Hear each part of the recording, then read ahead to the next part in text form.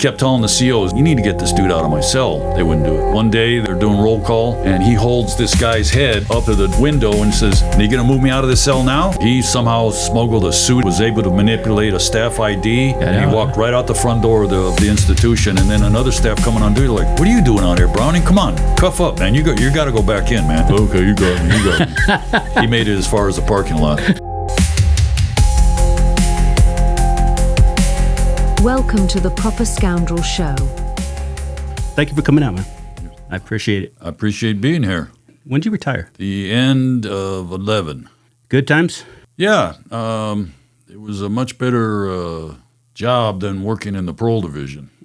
I did 12 years in the parole division. I did 18 in SSU. What does SSU mean? The Special Service Unit. SSU started right after the Onion Field murders in 1963. Mm-hmm. I think in about 64, LAPD was very unhappy with the murder of one of their detectives. Yeah. And one of the detectives lived, and they were having a chief of police conferences up in Sacramento and confronting the Department of Corrections that they weren't notifying police departments about these dangerous criminals that were coming out. Mm-hmm. So Department of Corrections put together this unit, and they brought captains out of the institution and made them special agents, and they worked with local law enforcement. Back then, when I started, we had a dual function. Okay. And let me go back to the earlier mindset of what a special agent did, is that they didn't go out and knock doors down like I did with you guys. They went to the sheriff's department, handed you a flyer and said, this dangerous guy is out. If you get any information about him, let me know. Maybe we'll do something. Or if somebody was wanted. We didn't have a fugitive apprehension team then. And so they didn't do any proactive stuff. They just passed out flyers. Yeah. And they were more intelligence. Okay. Thank God when I started in 95, I had a great supervisor who just passed away last year, Jim Connor. And Jim, I think, spent a couple of years working as a deputy sheriff, actually worked custody at Mariloma. Okay.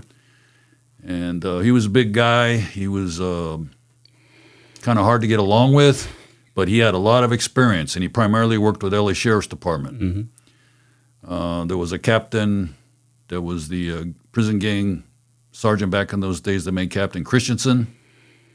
And then eventually he worked with Richard Valdemar, and then I worked with Richard Valdemar before he retired. But the fun part of the job was going out and doing cases. And the ugly part that I didn't like is we were doing internal affairs cases back in those days. So we had a dual function. So if I was out on a case with you and my boss called me and says, hey, stop what you're doing, get up to Tehachapi, go up there and, start interviewing people. I'm like, oh, okay. So right after I started, a couple of years after I started, they created the Corcoran task force. And my boss, Jim Connor, was in charge. Another gentleman that was my training officer, that's rest in peace, Ben Eason, that eventually became the senior special agent in the San Diego office. Got a bunch of SSU agents and institutional gang investigative lieutenants and sergeants, and they investigated the ugliness that was going on up at that prison. Correctional officers were setting up fights between black and Southern Hispanic inmates. They were betting on who was going to win, who was going to die. Then the gunner, was inappropriately shooting at the inmates during the fights. And so this task force went on for a while, and he told me, hey, Junior, you're going to be next up, but we need more support up there. And he knew I had a family, and, but I thank God I didn't have to go. So finally they shut the investigation down. They were never really able to prove any criminality. The one thing that did get proven that I helped out a captain at the Hatchby was this infamous booty bandit case. And there was a black inmate that was taking advantage of loudmouth, smaller black inmates that were giving the correctional officers trouble. And when I dealt with this individual, he was up at the Hatchby. He had been at Corcoran. I'm sure he'd been at Pelican Bay. I believe this gentleman, the inmate, was a lifer. And so I helped take the captain down to our record section that was in Los Angeles in those days for Region 3 and reviewed his C-file, and then we went up to Hatchby and interviewed him. And it was a very interesting interview. So that was the only case they were able to prove. Then after that, I think Cal DOJ came in and did an investigation. I think the FBI came in. And so the legislature in Sacramento decided to create their own internal affairs unit. Okay. Which was up the street from us in Ranch Cucamonga. Were you part of the, because I remember we would go to the Vector building in Santa Fe Springs when the parolees would get out, and there would be a room full of parolees getting out, and we would interview our gangsters. It was right there on Norwalk Boulevard. Yeah, that was the old Santa Fe Springs parole office. They call it Vector now. I don't know. It's on the side of it. It's brand new, right across from the refineries. It's a mosquito abatement or something. They just used the building to have the meeting. It was a brick building. Yeah. We would sit them. Just north of Telegraph. Yeah, exactly. And they would come out of prison, and they thought they were going to go back and talk to you guys. But then we would pull them in a room because they were ours, certain gangs from our area. They were surprised as hell. Now, they shut that location. They shut that location down, and they opened up a new location. But they stopped doing the interviews. Okay. They stopped calling us to do the interviews. They stopped telling us when guys were getting out. Yeah, the new office was east of Norwalk Boulevard on Telegraph. Well, it was real telling when they got out of prison. They saw us sitting across from where the ones put him in. Like specifically, I put him in, and now he's getting out. And we're going to put you back in if you keep your shit up. And they tell you where they live. You know, I'm with grandma now. I got a job. You know, they tell you they're going to be straight. But that was a great program. They stopped it though, just like everything else that's good. Yeah, no, I never knew that. Yeah, they had two units over there at the Santa Fe Springs office. I think they just used the building, the Vector building, for the meeting. I don't know if it was parole's actual thing. I just know that's where we would meet all the people coming out. Everybody getting released. They had to report there on a certain day, and we would show up in green jackets. Surprise the shit out of the guys that that thought they were gonna get back under the radar. You know, just slide back into the neighborhood. But we just kind of shook their head and said, "Welcome back to the neighborhood." When you know what we do. It's good stuff when you got that kind of intelligence. Yes. That's why I loved working with you, because I could call you and say, this is what I got.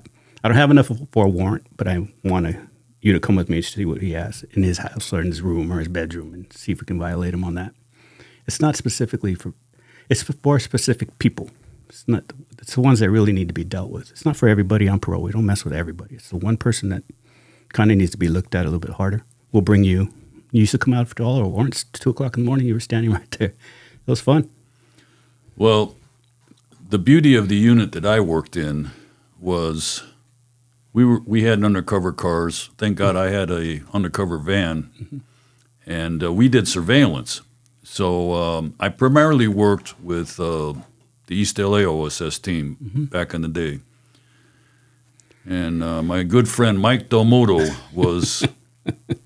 that he called everybody Mijo, was my best buddy. Yeah. And I kept telling him, Mike, why you call me Mijo? I'm not your son. I'm older than you. He goes, no, you're not. We're the same age. Actually, it turns out Mike is a year older than me. I did not know that. But, yeah, Mike and I got along real good. Now, back in the day, before I started in SSU, Mike had worked on the prison gang team, and he knew my boss, Jim Connor, and they got along. So... yeah, I learned a lot from Connors. Problem is, like is that you're working with a good supervisor or you're working with a good employee, and you got a partner, and then they get rotated out or they retire. Yeah, they always move. Yeah. They retire. So Valdemar retired, Jim Connor retired, and I just had to adapt. When I started in '95 in SSU, they had just had a lot of gentlemen leave the prison gang unit. Mark Lillenfield, believe it or not, was the AB investigator. And no one knows Mark. He's a legend in homicide, right? I helped out Mark out quite a bit. Rich Lopez had just left. Good ones. The prison gang unit went to homicide. There's another gentleman that I met back in the day when I was a parole agent. I started in 1984 at a parole office on 38th and Grand by the Coliseum. So I primarily worked with the Los Angeles Police Department, but my favorite station was Firestone Station, FPK. You know, I've had some of those old salts in here, right? Yes. And they're good dudes. So actually a gentleman that I actually went to grammar school with in El Sereno at All Saints Grammar School that later became, I believe, a commander, was a grade older than me. He was actually a lieutenant at Firestone those days. Eddie Hitchcock. And these are legends, man. Legends. Eddie was a good athlete. Mm-hmm. He wasn't very tall, but he was fast. He played football. I think he pole vaulted. And I've actually got to know him a little bit better. He used to be the SCB lieutenant at some point. I think he was. What Bill Marsh was. Bill Marsh. When Bill Marsh was the sergeant. So. Why'd you like Firestone? I got a lot of help down there. I mean, in the old days, I would go to a police station, and back in those days, we spent a lot of money. The parole division spent a lot of money on urinalysis, Okay. P tests. Yeah. You're in the restroom testing these guys for narcotics.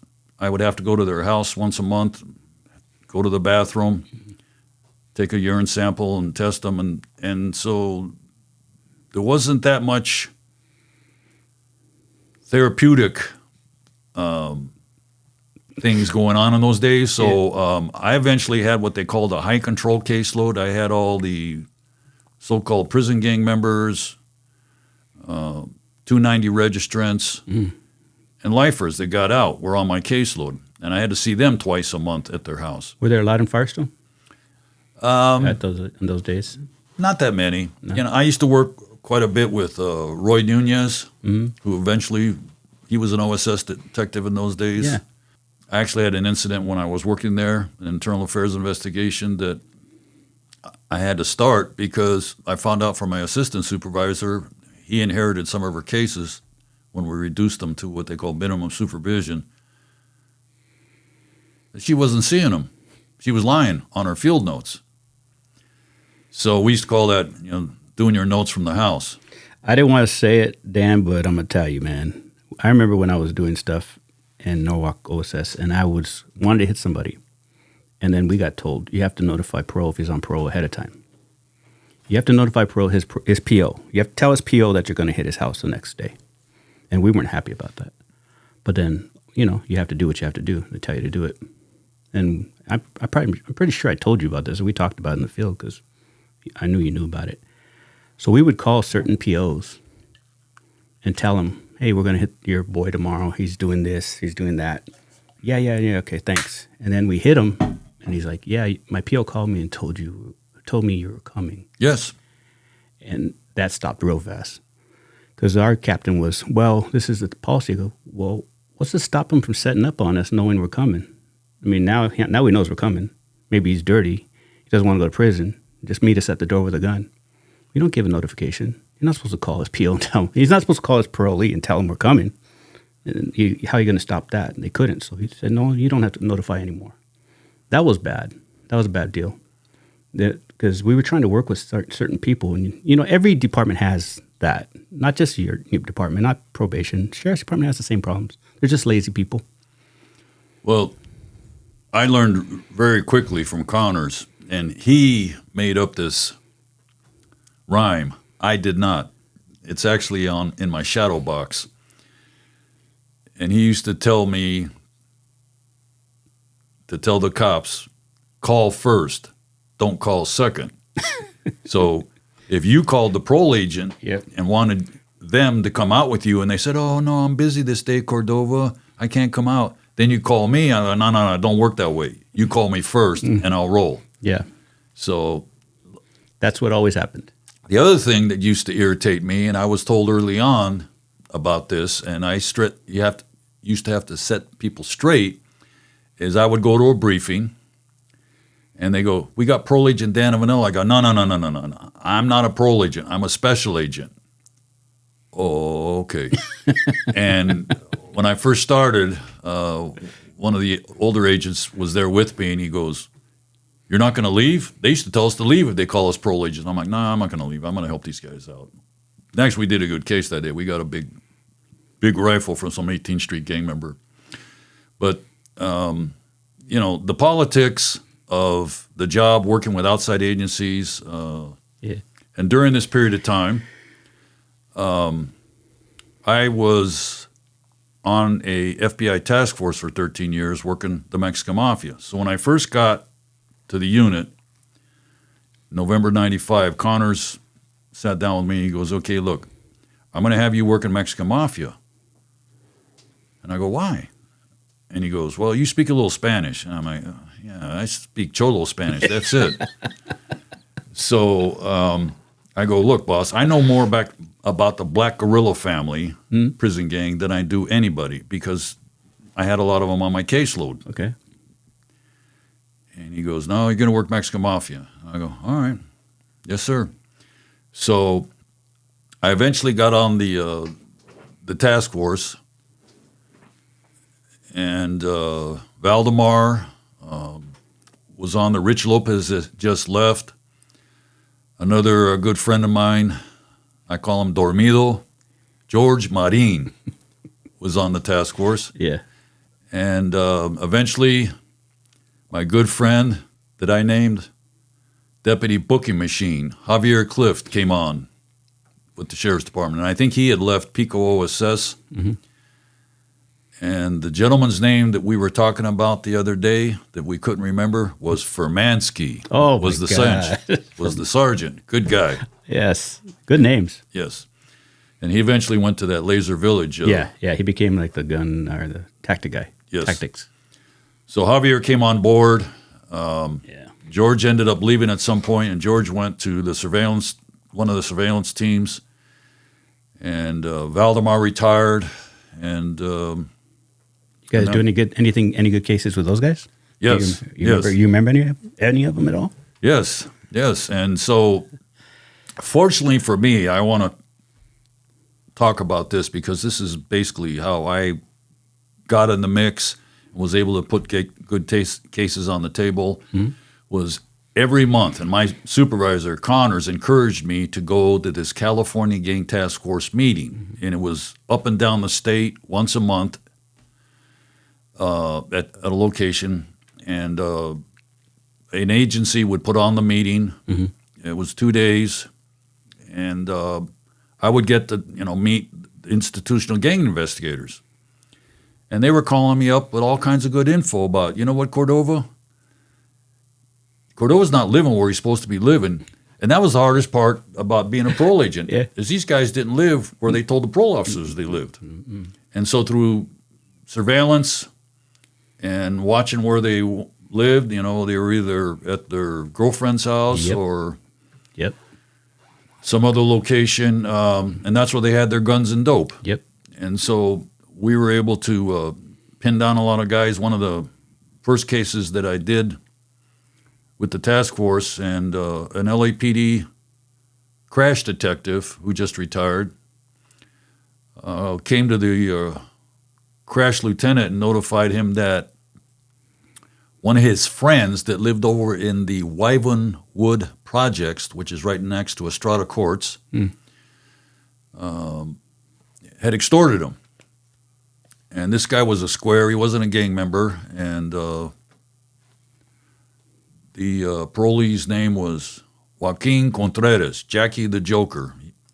Our department had validated him as a MA member. I think he was more as an associate. And the Estrada VNE was getting lot of grief in those days because the informant on the first RICO case, that was an outstanding case where they arrested like 22 righteous mafia members that were out on the streets. Mm-hmm. I wasn't involved in that case. When I got in there in 95, the case had been taken down, I think, in April of that year.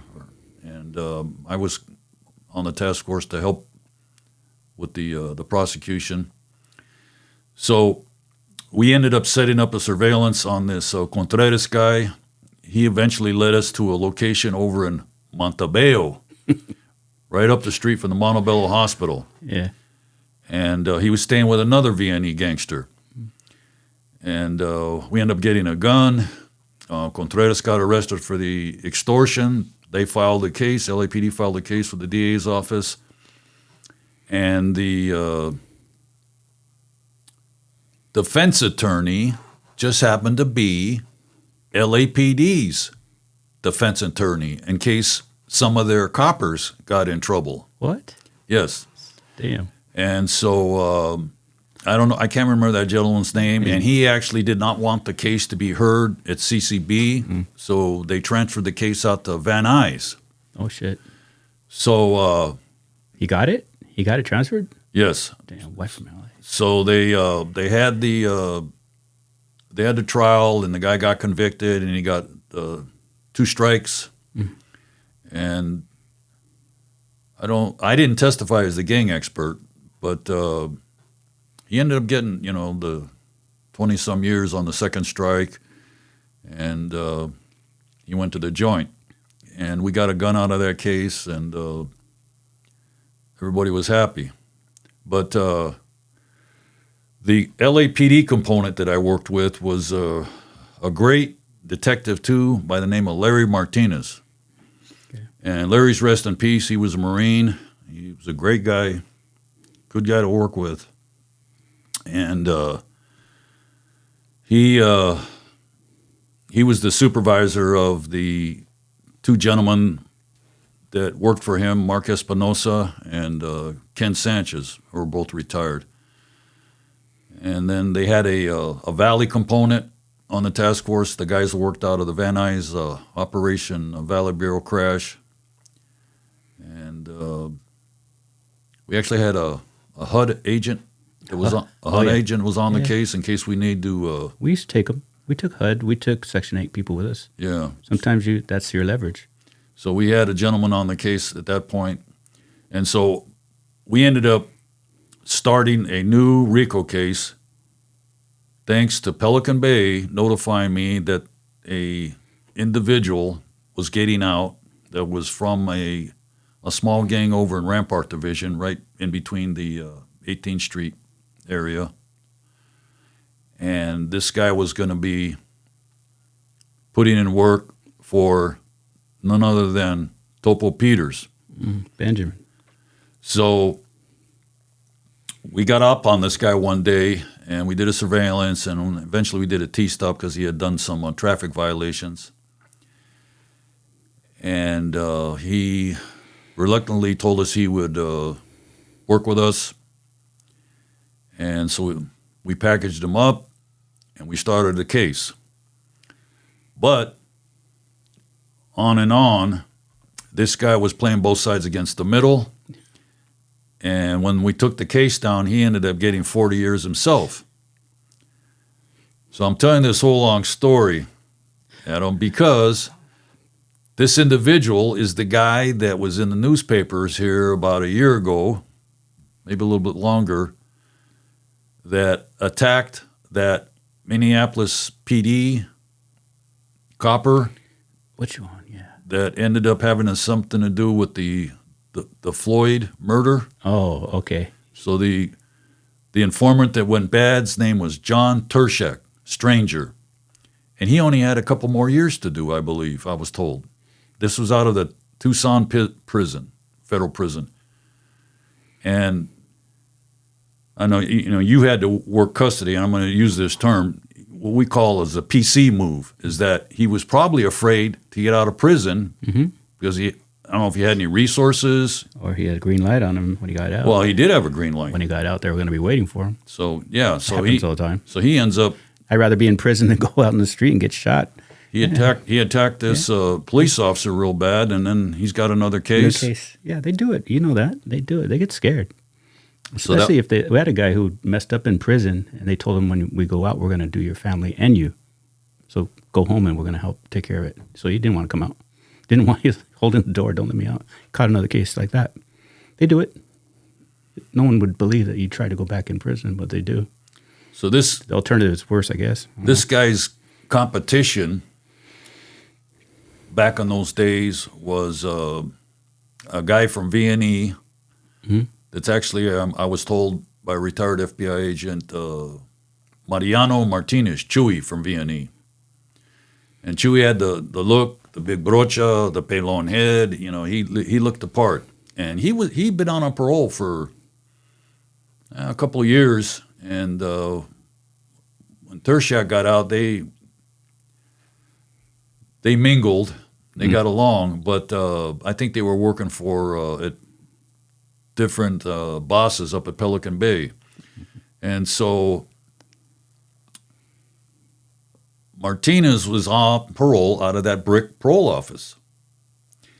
And he was actually shot by a Whittier gang member. Really? In the bicep. Okay. That guy was murdered later, the shooter, because he missed the 10 ring, and he only wounded Martinez. So myself, Jim Connor, and the FBI agent that I worked with had the parole officer call him in, and we had a little conference in her office that day trying to see if Martinez wanted to flip the script and play ball with us, and he declined. Well, they all got out, man. AB 109, yes, Part 47, they all got out. Everyone got out. They were reducing 3 strikes. I forgot that one, AB something. There's nobody in there anymore. You got to be triple murder before they hold you. They let everybody out. I remember in the back in the day, I'd stop a car, and you'd run them, burglary, robbery, whatever. Never talked to murderers. Never talked to a guy who had been in prison for murder. But when I was leaving OSS, I was getting guys that were released after murder. I never knew that was a thing. You think murder, you're done. But they were in the field, in the streets. It became a thing. I'm sure it's way more prevalent now because no one's in prison. Yes, and they keep saying prison overcrowding. And since I retired, they've closed down at least 3 prisons that I know of. The old Dual Vocational Institute in Tracy closed. That was a reception center. There's a prison out there in Blythe. There was a level 2, level 3 prison. He's going to close like 3 more, I think. Yeah, probably. Now, where are all those people going? People, where are they going? They're going to your neighborhoods. Well, are they already there? Right about the time I was retiring, that's when they passed one of those bills. And the county, the guy could be on parole, but he got a prison sentence. Yeah. And for instance, the doctor that over-medicated Michael Jackson, I believe, that doctor? He never went to a reception center or a real prison. He did all his time. He he got a prison number, but he did all his time at CJ. He did. Yes. Oh yeah, they were holding state prisoners in county. I remember that. But then the county is going, well, we're going to use our rules, kick them out because there's a matrix. Nobody stays in. Sure. So the county said, okay, we're going to take your prisoners. We don't want them, but we're going to use our matrix, and they're going to get out. So it's just a system of kicking people out. It's just a back door. But all these acts, like I think it's Prop 47 was the Safe Community and Schools Act, Safe Neighborhood Act, and they passed all these acts, and all they did was release inmates back into the streets. But they name them these pretty names, Safe Community. Come on, and you're going to stick a bunch of bad people back in your neighborhood. It's ridiculous, but it's true. I've argued this point many times because they reduce the sentences on everything. They reduce the actual your C line. I might arrest you for robbery, but they're going to drop it. So no one stays in. I don't know what you do about it, but when you left, I think you left at a good time. It was about 2011 when everything went to shit. Well, 2010. The specialized unit that I worked in was either gentlemen that worked in paroles like myself that had some rapport with outside agencies like yourself, Yeah. or these guys came from the prisons as a institutional gang investigator. That's some experience. But they never worked in the joint. But I never worked in the joint. Okay. I've just visited the joint. Just like if you went, you had to get a visiting pass, and you couldn't wear blue jeans. Yeah, all that blue jeans. And Can't wear jeans. And if you wore jeans there, you had to put on a jumpsuit. So Yep. that's Every time I go to prison, I knew that one. but that was part of my job, is to get to know the institutional gang investors. That was very rewarding, and also the wardens. And then as time went on, some of these lieutenants that I worked with, now they're wardens. Okay. And they remember Dan Evanilla. Yeah. We did a lot of great shit out there. That's the bottom line, is we put a lot of bad people in jail together. Because I can't do it alone sometimes. You can't do it alone. We have to work together. And that's what it used to be. Agencies would all, LAPD, whatever agency, just to get the job done, right? Put bad people in jail. I never had a problem with, I'm not working with POs. I never have. They can help me, I'll help them. Ed Gomez, same thing. Eddie Gomez and I put a lot of bad people in jail. And people used to say, well, Ed Gomez is probation. I called him the keys. I said, the keys is here. And I'd take Ed, me and you got to go knock on this door. Some guys didn't want to get in the car with probation. I thought it was a gift. It's a tool, right? It's a tool. I remember standing in front of a house with you in Norwalk in the one-ways. And we were talking, and everybody was asking you information. We were helping because we were working with the EME affiliates in Norwalk. I'm not going to mention some of their names because I don't want to give them any credit. But it was fun because I could say, I don't know something. Can you answer this question? You knew. You would answer it. If I didn't know, I could ask you. The prison system, parole system, I wouldn't shy away from it. Writing a warrant is the best thing you can do in the sheriff's department. Writing a warrant. Taking a gun, right? Hitting guns, getting guns. It was kind of like I don't want to do probation because I can't get a warrant. It's kind of like a stigma. I can't get a warrant, so I'm only going to get a parole. Or I'm only going to get probation. I didn't look at it that way. I looked at it as going to jail. Didn't care. You may not know this guy. I refer to him as the other Perico.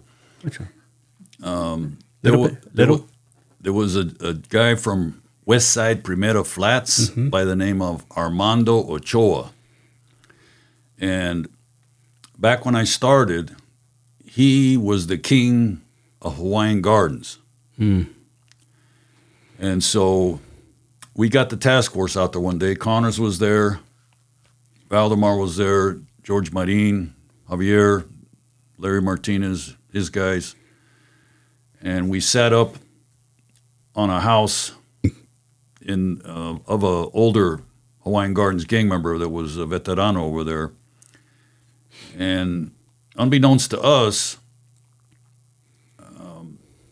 the eye was right in front of this house where all this activity was going to go on. And so finally Perico showed up with his, I think it was his brother-in-law, in a G-Ride. It was a stolen pickup truck that had been stolen from Manhattan Beach 2 years ago. Oh, shit. Prior to this date. And just before they showed up, the dope man showed up. And it was a cavacho like me, and it was a black gentleman. And one of them went in and dropped off the heroin and left. And so Connors has me on the radio, our radio. We had radios in our cars. I had one of your radios. I had one of those old big box radios. Yeah. And then I had an LAPD Sabre, and I had all kinds of radios, brother. But anyhow, I worked with a lot of agencies. I had to turn them all in when I retired. So we watch Perico and his brother-in-law go to get on the 605 freeway to go northbound, and George is trying to get a black and white. I believe Wine Gardens at some point had their own police department down there, but then the sheriff's Lakewood station eventually came back and covered it. We're having a hard time getting a black and white, so we got on the freeway, and Larry Martinez was sitting with me in my surveillance van, and we have lights and sirens, so I told him, Larry, you want me to pull them over? He was like, yeah, go ahead. So we light them up, and they pull over. And so Ochoa gets out of the car, and he's all amped up. So we take him into custody. We take his brother-in-law into custody. And then Valdemar goes, okay, Javier, you take, or George, take the car, get it towed. So then we roll back to the house. And one of the elder statements that was in the prison gang unit back in those days, it's rest in peace, Rufus Downs was with us that night. He was the BGF expert. And he was actually on the California Gang Task Force board at that time. And so he went one street to the rear. We hit the house, and there was some girl that was hiring a kite, I believe on heroin. I believe one of the individuals ran out the back. Rufus never saw him and dropped a paqueta of heroin in a 35 millimeter canister that we got. And there was a shotgun in there. Shit. So we got several suspects. They had to have an ambulance come and take this girl away. Oh, damn. And eventually this veterano that we thought he would go visit came out. He goes, hey, SSU's here. And so everybody knew Connors, and so they started smarting off. But so then back to the freeway, before we hit the house, these looky-loos in the fast lane are flying by, and all of a sudden some ex-copper wants to see what's going on, and he gets in a TC and creates a two-car crash on the freeway in the northbound 605. So Larry Martinez tells everybody, off the freeway, everybody off the freeway. And so Connors had a brand new Ford. I don't know what kind of brand it was, It was a Ford, but I don't know, it was a newer car. He couldn't get it out of Park? Yeah, park. He couldn't get it into drive. Finally he did. And then eventually a chippy came over and he goes, hey, what's going on here? He goes, oh, I don't know what's going on. It's, a mystery to me. my car, I pulled over because my car, is having problems. So we got off the freeway, then we went and hit the house, and we got these suspects. Javier ended up booking the dope and the shotgun and the suspects, and it was a good caper. It was a good caper. Everybody was happy. That's good stuff, man. So I continued to work with this Armando Ochoa Perico, and he had the Perico nariz, and he looked like a Roman. How many are there, man? I dealt with them in Norwalk and Blackwoods area, Valinda. There's one everywhere, right? But there's certain ones that are connected, though. Well, this guy, you know which ones they are. This guy had been a member for a long time. Yeah. So eventually, this guy was, I'm going to say, on the bad news list of the MA. Mm-hmm. He's a righteous mafia member that'd been in the organization for a long time. He had a long rap sheet, but he wasn't putting any work in for them when he was out here. He wasn't sending any money back on putting money on their books, and Mm-hmm. and staying in touch with Topo or Joe Morgan. So it ended up, he would do like all these guys do. They get out, they don't report, then they start shooting heroin, and and then there's a parole at large warrant out for them. So on a Monday, we went and watched, I believe it was his mother's house in Long Beach. And we never saw anything. And Rich and his crew were out there that day. And so then the next day I spoke to the parole agent. And he goes, no, I put out a pound warrant for the guy. So I tried to get a hold of Rich, and he was busy that day. So I went down there by myself, and I got a hold of some Long Beach uniform officers, and we hit the door. And there again, there's his brother-in-law and Perico in the doorway. And Perico sees me, and his eyes get big. He's got a $50 rock of cocaine in his hand. And the mother was in the hospital, and they were going to bring some girls over and party. And so he runs to the sink, and me and this other big Gabacho uniform cop ran over there, and he was trying to stick the big rock in the trap of the garbage disposal trap side. Yeah. Oops, he put it in the wrong side. And so we cuffed him up, and I took him, we took him back to Long Beach PD, and I sat next to him, and I says, Ochoa, I don't know why they named you Perico, man. I get it with you, Northeast. Your name should be Gato, man. You got 9 lives, bro. Every time I go after you, you skate. All you're back and forth on a parole violation. So they filed the case, just a possession case with the DA's office. And by the way, I need to tell you that when I started in '84, we had one of the best conservative governors that ever was in office. That thank God they named the Long Beach court after him, George Deukmejian. Oh, okay. And he's the gentleman that expanded the prisons. I think when I started, we have 12 or 13, and then it went to 31. And so they filed the case, and the DA called me up, and he goes, "Hey, I don't know if you've seen this guy's rap sheet." I go, "Yes, sir." And he goes, "We're going to file 3 strikes on this guy." And I go, "Well, sir, it's just a narcotics case." He goes, "Don't worry about it. He's going to be a 3 strikes candidate." I go, "Okay, sir." So I know you've testified in court a lot. I wasn't testifying as a gang expert in this case. I was just testifying as the arresting officer, myself and the Long Beach policeman. Mm-hmm. And if you go to court by yourself, you got a suit on, you're just out there in the hallway, it's kind of awkward. And so eventually one of his relatives that gave me his business card was trying to brag to me. He was a big shot working for some city. And he told me, "Hey, my uncle's not a bad guy." I go, "Hey, look, man, why don't you go over there and sit over there and mind your own business? I got to do my job here today." He's like, "Oh, okay. It's like that." And I go, "Yeah, it's like that. Go sit down." So I go and testify.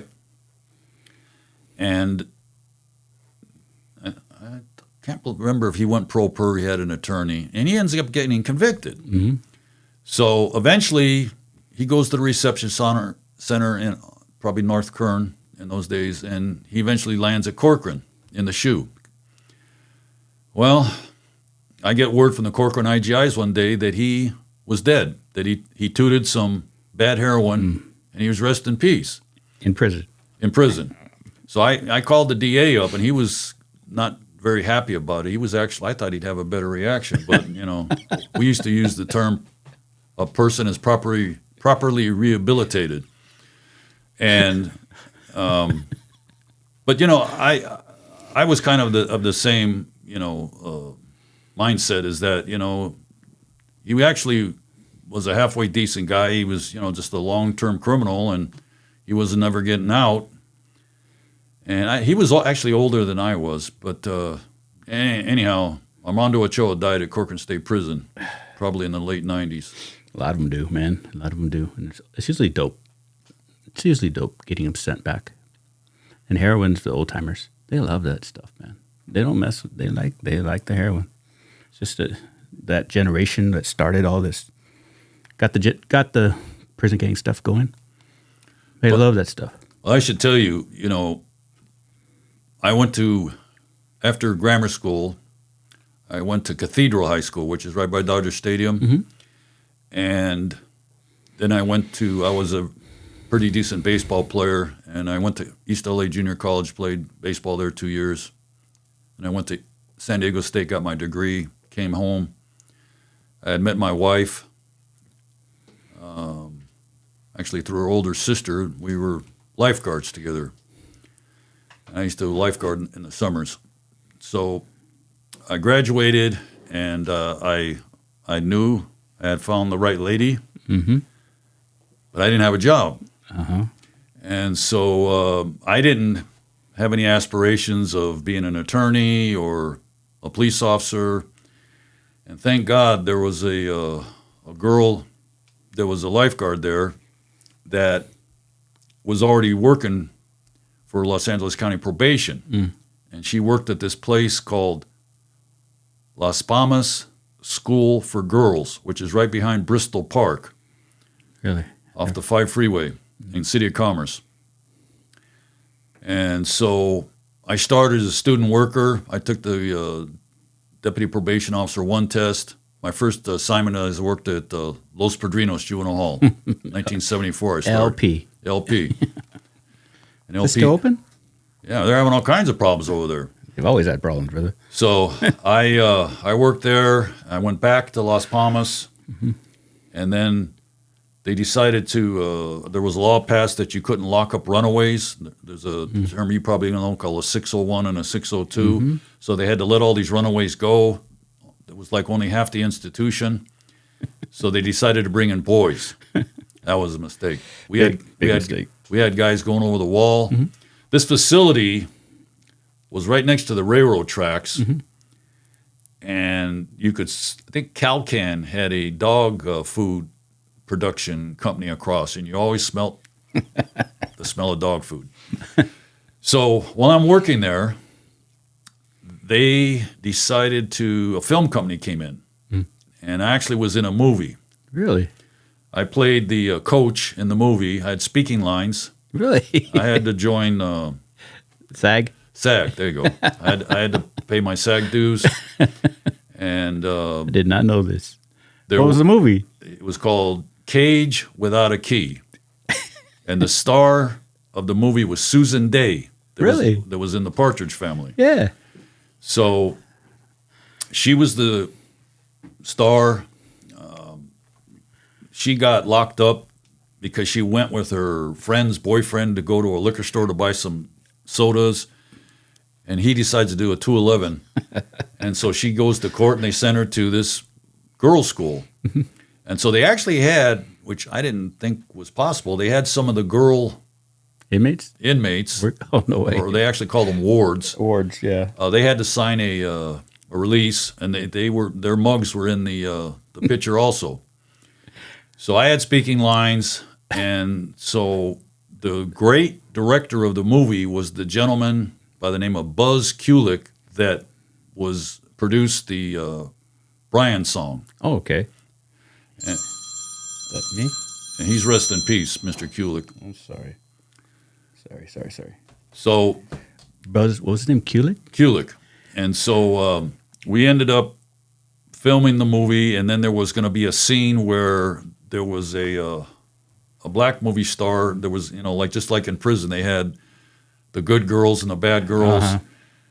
And Susan Day got caught up with the the bad girls. Yeah. And so and then all this time behind the scenes, her case is getting renewed, and there's a possibility she's going to be released.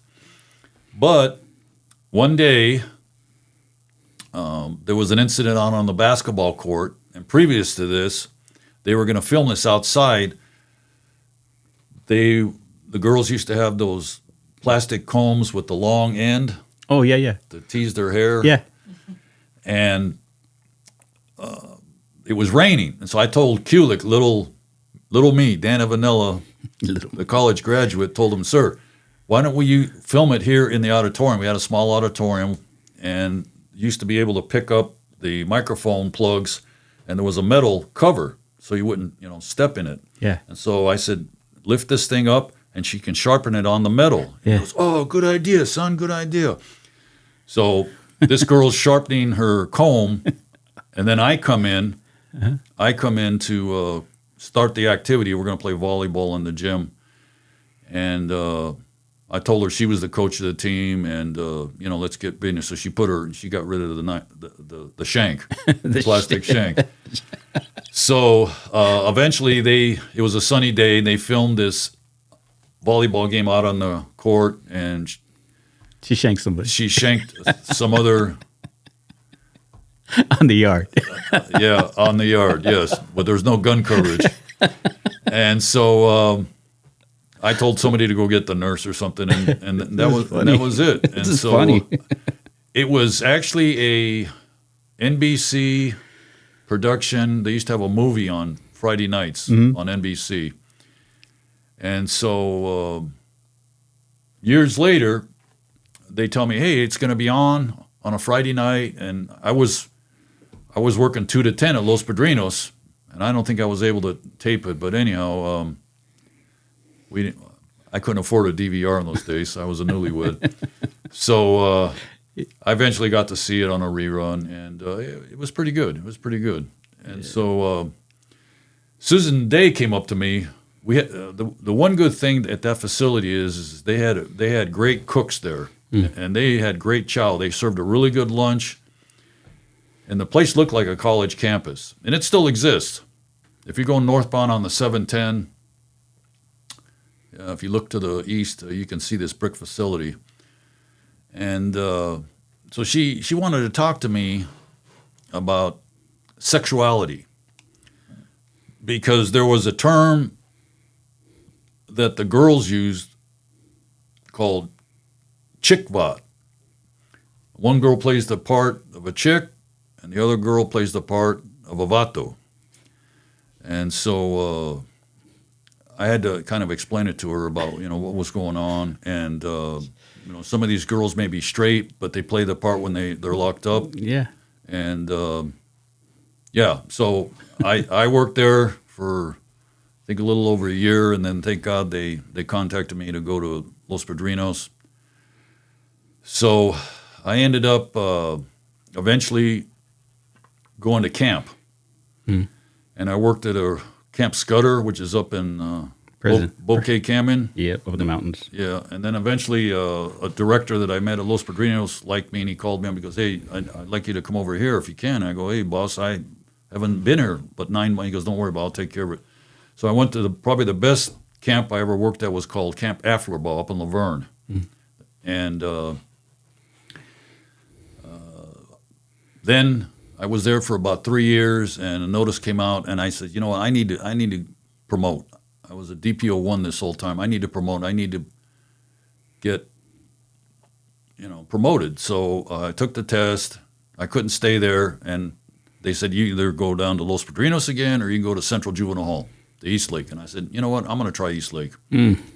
So I went there, and that was an experience. And then 6 months after I get there, and you probably don't remember this, you were too young, this thing got passed in LA County, Prop 13. I know. Your dad would tell you about it. And my dad got advantage of it because he had bought his home prior to 1975. I didn't.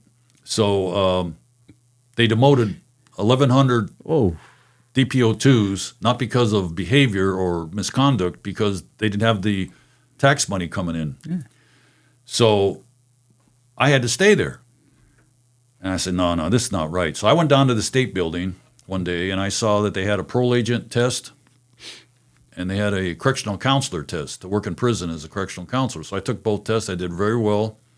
Actually, I was going to start working at Chino Prison, and then Duke Majan took office, and they froze hiring. And anyhow, I waited, and they called me to start. I had a couple of offers to work at the prison that's still open in Norco, California Rehabilitation Center. Yeah, that used to be owned by the Navy. Yeah, and you were there then. Better than East Lake. Well, it was bunk bed living, and they didn't have a lockup unit. If somebody got in a fight or there was a stabbing over there, they had to take them to Chino Palm Hall. I was going to say, man, I was an enemy of probation officers when I was out there with OSS at LP. Oh. They hated me. They hated me because it was a certain crew there that was I'm just going to say, they were lazy as hell. The whole crew, the whole staff, just lazy as hell. Laziest people I've ever saw in my life. And if you hear me, you were lazy. I would go there and let's say I want to take an inmate out. Yeah, I got this juvie, I want him out. And I would take him into the first time it happened, I went into the interview room, and the PO sits in there with me, gets a chair and sits down next to him. And I look at him and go, what are you doing? He goes, well, I want to make sure he knows his rights.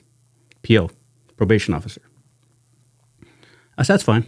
And I get a piece of paper and I go, sign your name and your employee number and all your information. He goes, why? It goes, because I'm going to subpoena you to court so you can testify to this interview. He goes, no, I don't want to do that. And I said, well, if you want to be in this room, that's what's going to happen. He turned around and walked his ass out. They kept trying to do that. They wanted to be advocates. They were trying to be advocates. So they got tired of me doing that to them. So if I went to go get an inmate out, I would sit 2 or 3 hours before they got my body out, up to 3 hours. And Eric Giambalvo made a mistake of Norwalk saying he couldn't go to the Norwalk City meeting where all the city people get together, mayor, everyone that has to do with Norwalk City. They have a big round table.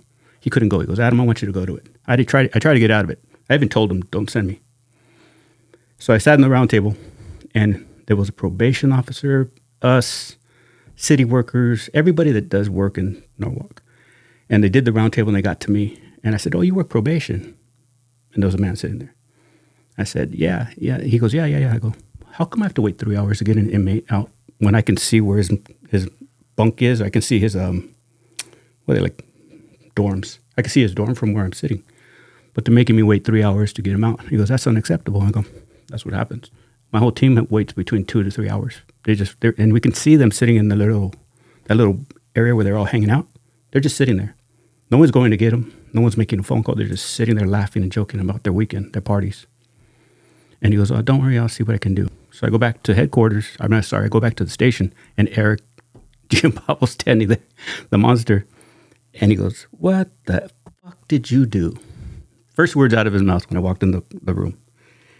I said, what are you talking about? He goes, I told you to go to the meeting. What did you do? I said, they asked me my opinion. They asked me a question. I told them, I talked to a probation officer. He goes, that wasn't the probation officer. That was the probation officer. I guess you guys have like a sheriff version of a probation officer. Yeah, the chief probation officer. Yeah, it was him. Mm. And he was cool as hell. Good dude. He took care of the problem. We never had to wait again. But Eric's yelling at me. You shouldn't have freaking told me to go to this meeting. I told him the truth. I wasn't going to sugarcoat it. This bullshit. We have to sit there for hours. He goes, well, he called the sheriff. Then the sheriff called me, wanted to know what happened in Norwalk. Why am I getting a call from the PO of LA County? I said, I'm sorry, man, but that's what happens. He was so pissed off. He goes, I didn't get a call from an aide. I got a call from the sheriff. He goes, God damn you, Adam. Don't send me to meetings, Eric. Eric was here last week, a couple weeks ago. I forgot to tell him that.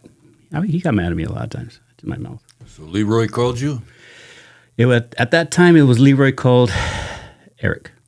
Oh, okay. No, he didn't call me. He called Eric and said, what did you do in Norwalk? Because this guy's calling in. And he was actually saying the PO, the chief, was apologizing. Like, I heard, one of your guys told me about this problem. I'm going to take care of it. Your guys shouldn't be waiting. I've addressed it. So when I went back next time to LP, the body was out in 10 minutes, 15 minutes. That's normal. It's right there. Just send somebody, go grab them, put them in the room. And I told him about also the interviewing. He goes, they're not supposed to be sitting in your interviews. I go, they're trying to. Wow. And I didn't name names. I just said, this is the situation. And what it was, and I'm going to tell you exactly because I don't sugarcoat shit. They didn't like cops. They were totally anti-cop.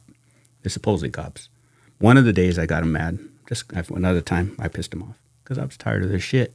They had desks lined up, like 6 desks on both sides, 2 rows. That's just where they sit. We used to sit in those little chairs by the door waiting for our inmate.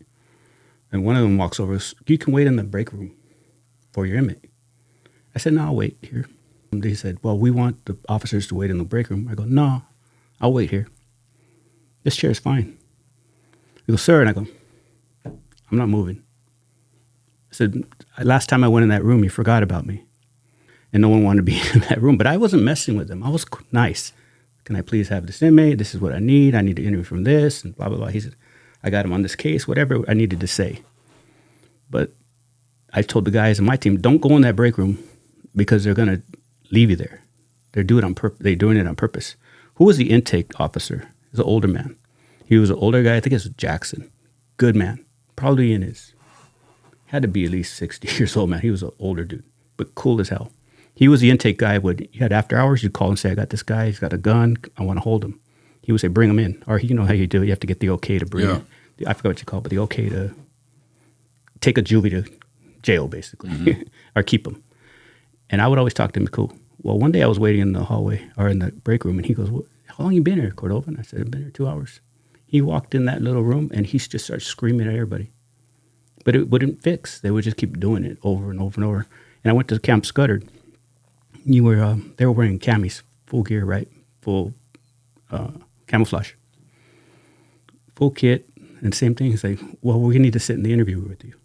What are you talking about? Where do you guys get these rules that you want to sit in my interview to talk to a guy about a shooting he did while he was out? Well, we want to be an advocate. Where does this come from?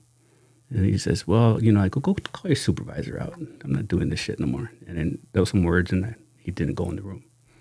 But it became a us against them thing. It was just ridiculous. We're both trying to do the same thing. Kind of interesting because all these years I worked in juvenile hall, Then I worked in the parole division. Then I went to SSU. I bump into these gangsters, black, Mexican, white,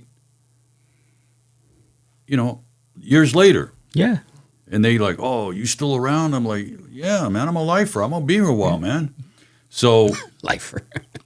I wanted to talk about a case. I wasn't the case agent, but we had a big influx of this gang that started in the late 90s called the Nazi Lowriders. We had a big influx of those individuals coming in that were getting validated. And then they were getting sent to the SHU. And we had them at 900. We had them. Aryans and the NLRs. Those guys were a different breed. I don't know if you remember a really good homicide detective that I helped out many times, Frank DeRozzo.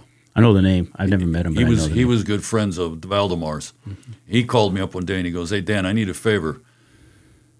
And he goes, "I caught a murder in the county jail where some white inmates killed another white inmate. And the guy ended up cooperating with us, and he got a reduced sentence of 20-some years. And he wants to debrief so he can go to, a protective custody prison quick." And I'm like, "All right, I'll tell you what, Frank. Luckily, I have a college degree, and I also have a master's degree from the old Pepperdine University that I was able to afford on LEAP funds back in the day when it was just LAPD cops and sheriffs and probation officers going there. So I have a master's in public administration. And I think I write pretty good, but I don't do debriefs. But you know what? For you, I'll go up there and debrief this guy." So I went up and got a motel the night before, someplace in Tulare. I wake up in the morning. It's 911 going on. I see on the TV. So I said to myself, you know what? Should I go back home and be with my loved ones? Well, I think they're going to be okay. So, what can I do? So I said, I'm just going to go to the joint and interview this guy. So I did. I spent like 8 hours with this guy, and he was telling me his whole life story. He was from Baldwin Park, and he got validated as MA associate. And then he was in that module, and I don't think he'd been validated yet. He was in on a case, and some other white inmate came in there bragging about how he did a burglary, and before he broke in, he was like eavesdropping on this lady that got his attention, and he got him all wound up, so he raped her. So, first of all, he should have never said that. So the other white inmates checked with the so-called shot caller that was from Norwalk back in those days, Joey Govey, rest in peace. And actually, I never dealt with Govey in my career, but there was another one out there. I'm not going to say his name when I went out there, but he was close. Yeah, they were close. So they got approval from Govey to whack this guy. They went to chow that morning. They came back on their cell. They got this guy comfortable in his cell, and they killed him. And then they wiped up the blood and all this. So I wrote this 20-some-odd debrief report. Frank was so happy that I did that. The guy ended up going to a protective custody yard in Central Valley someplace. And I can't remember exactly the joint. But I need to tell you this, and you already know this, is that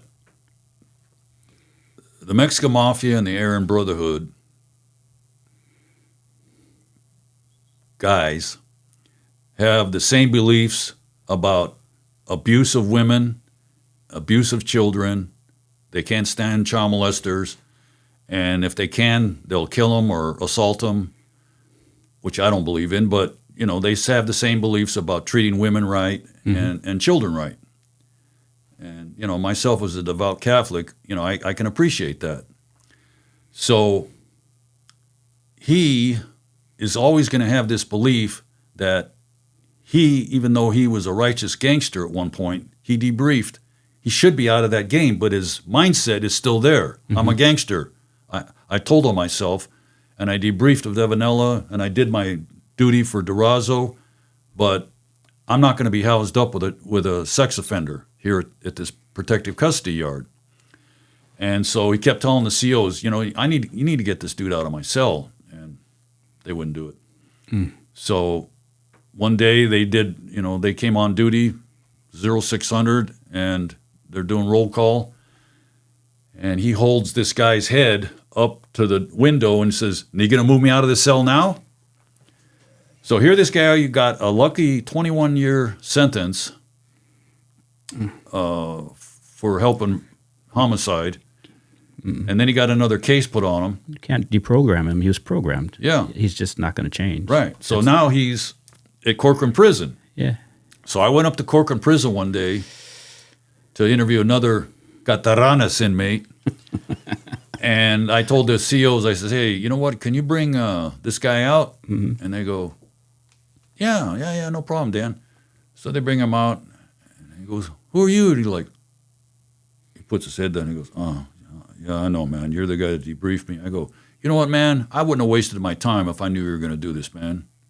I said, Durazo's embarrassed. I'm embarrassed. The COs are laughing about it when they called me up. I'm not going to be a joke because of you. I just did it because that was what they wanted to be done. Yeah. But you're going to be locked up the rest of your life now. You're not doing 21. Done. He's done. So then years later, on, I don't know what channel it is on TV, but they got extended stay at Corcoran. That was on on one of those channels. And dude's mug's on there, talking. And I'm like, oh, man, this guy don't quit. This guy don't quit. So how did he do it? He had a knife, razor? Yeah, he probably made some kind of it's a lot of work, cutting implement. A lot of work.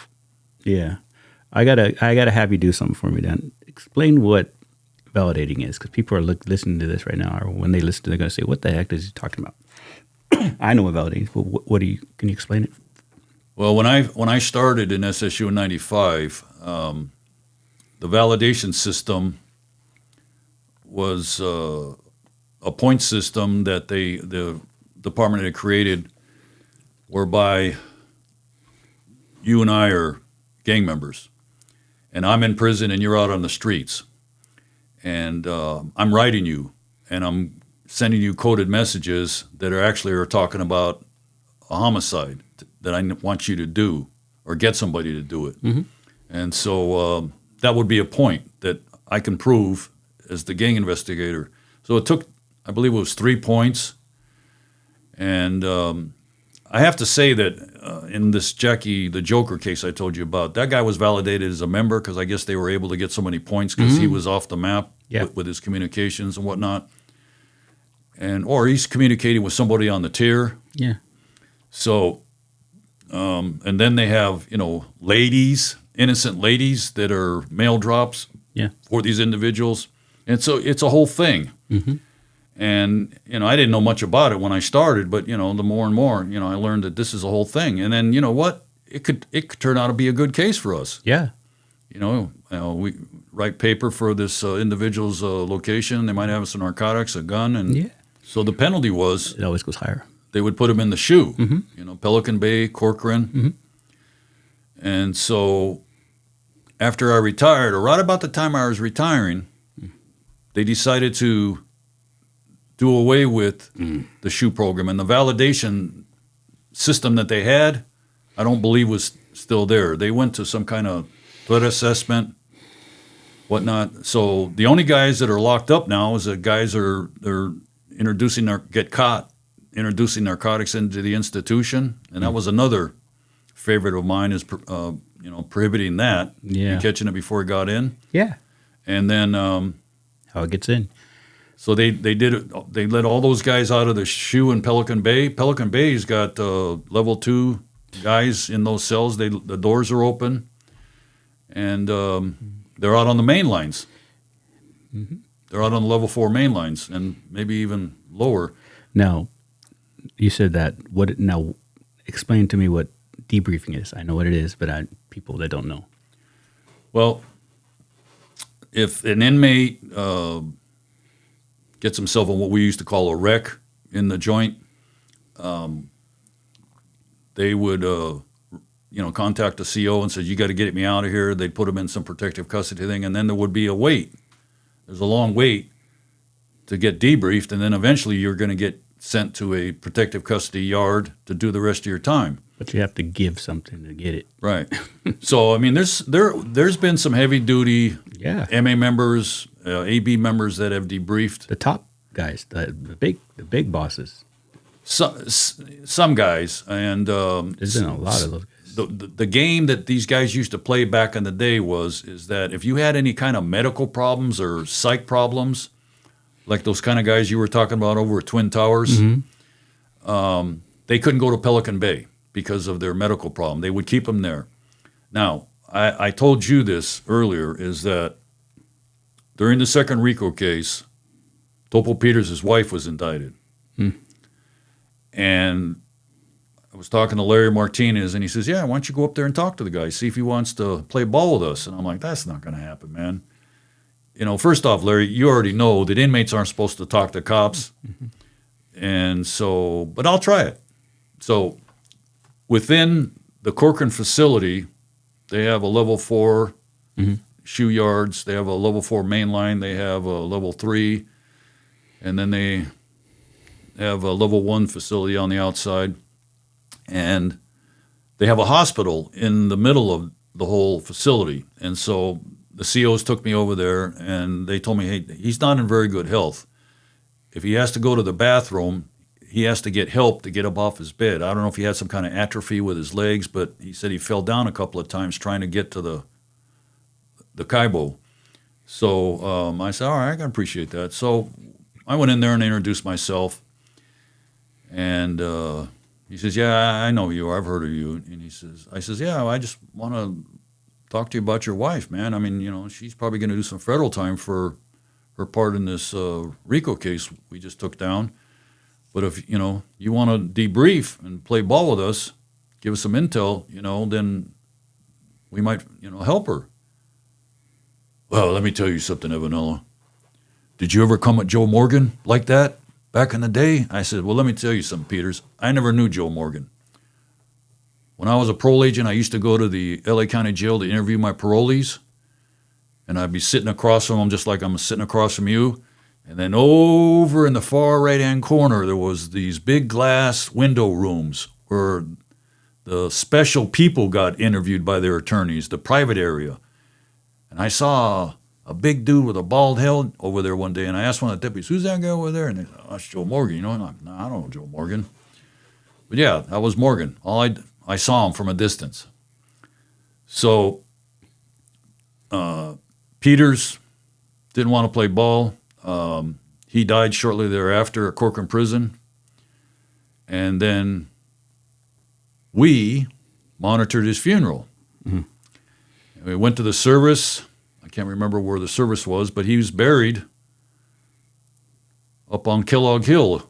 Funny thing is, there used to be a Fox News reporter that was in the game back in those days. Yep.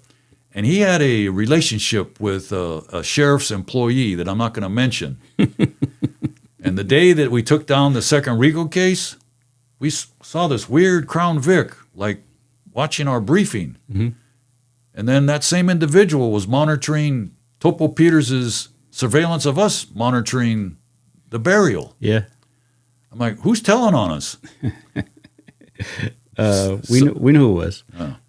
It was we knew who it was.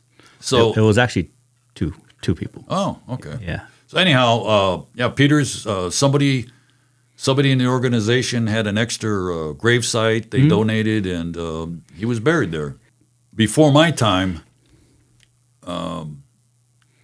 Peters' mother lived on Soto in Boyle Heights in Hollenbeck Division. And there was another sergeant that was on the task force at that time, Mike Salvatore. And he went to Salesian High School. And he was able to talk to the Salesian brothers about barring a classroom to monitor Topo's mother's house. Did he? Yes, Nice. and the brothers were very cooperative, and I don't know if anything ever came out of that. I never saw where, I think the mother's name was Paz, never got indicted, but there was probably shenanigans going on at that house, and that's where Peters, grew up as a kid. Well, the central place when I got there was Norwalk because of who was there, but then it turned to Puente's area, or Industry Station area. I don't want to give them up, but they started holding the keys, and it became. I went from Norwalk to that, and all of a sudden we're doing it all over again. Because I thought, I'm going to go to Industry, and Norwalk's going to be behind me. But that problem, they changed the keys to San Gabriel Valley to Puente's area. I'm not going to say exactly. Yeah, it follows you around. But if you know the players, you're good. It was so bad in Industry, it's so bad. It was so deep into the prison gang stuff that certain gang in La Puente was allowed to sell dope in Bassett. So they're rivals. They'll kill each other on sight. It's all about money. When it comes to the decisions coming from the state, they don't care. They don't care if you don't like somebody. Money's money. So we hit a house in Bassett, heart of Bassett. It was all a rival gang area. Rival gangsters in that house selling, dealing big time. And, of course, you got to talk to them. We do it. And they were given permission by the prison gang. And it worked. I never thought that would happen. That's odd to me. They don't, prison rules don't match street rules usually, right? They still have their rivalries, but they were allowed to do that. Every other day, you'd find somebody wrapped up in a blanket set on fire. But the next day, they're selling together, or they're letting them deal in their area. There's, I guess, the fear. When they go back to prison, they're going to do what they're told, right? It's good stuff. So did you like working the gang stuff? Very much so. Again, it was a whole lot better than sitting behind a desk. I'm going to give you a question. I got on a podcast the other day. I went on the podcast and they asked me the question. Which gangs did you prefer to work? Like Hispanic, black, white, which were your favorite? No, Hispanic. Hispanic? Southern Hispanics. Sureños? I would go to the prison gang task force meetings. I knew very little about the Nuestra Familia, the Norteños. I knew a great deal about the Black Guerrilla Family, and I knew quite a bit about the Aryan Brotherhood and the Nazi Lowriders. But the problem with the Aryan Brotherhood is not many of them get out on the streets. They're locked up. And back when I started, there was a kid that was actually from Orange County by the name of John Stinson. And he ended up getting locked up by the sheriff's prison gang unit, Valdemar, and my boss, Jim Connor, after he ended up going to some... he and Daniel Grajeda, Cuate, went to, I'll say, kidnap somebody that wasn't paying their taxes. And Stinson had this guy, I believe, in a headlock, I was told by Connors, and had a sawed-off shotgun, and actually he claimed there was a accidental discharge and shot the guy. So they were on the run. And through some sources, they ended up finding him at an apartment complex down in Long Beach. And it just so happened when they arrived, Stinson was coming out. He went by the moniker Youngster. And they ended up grabbing him up. And then there was some kind of Trick Willie doorbell thing, like he rang the doorbell for this apartment, but it was actually on the 4th floor, but it was supposed to be the 3rd. Yeah, they wired up different doors. Yeah, so they ended up finally getting Grajeda to surrender, and I never met that Grajeda brother. Daniel? I never met Daniel. I dealt with his twin brother, Wino.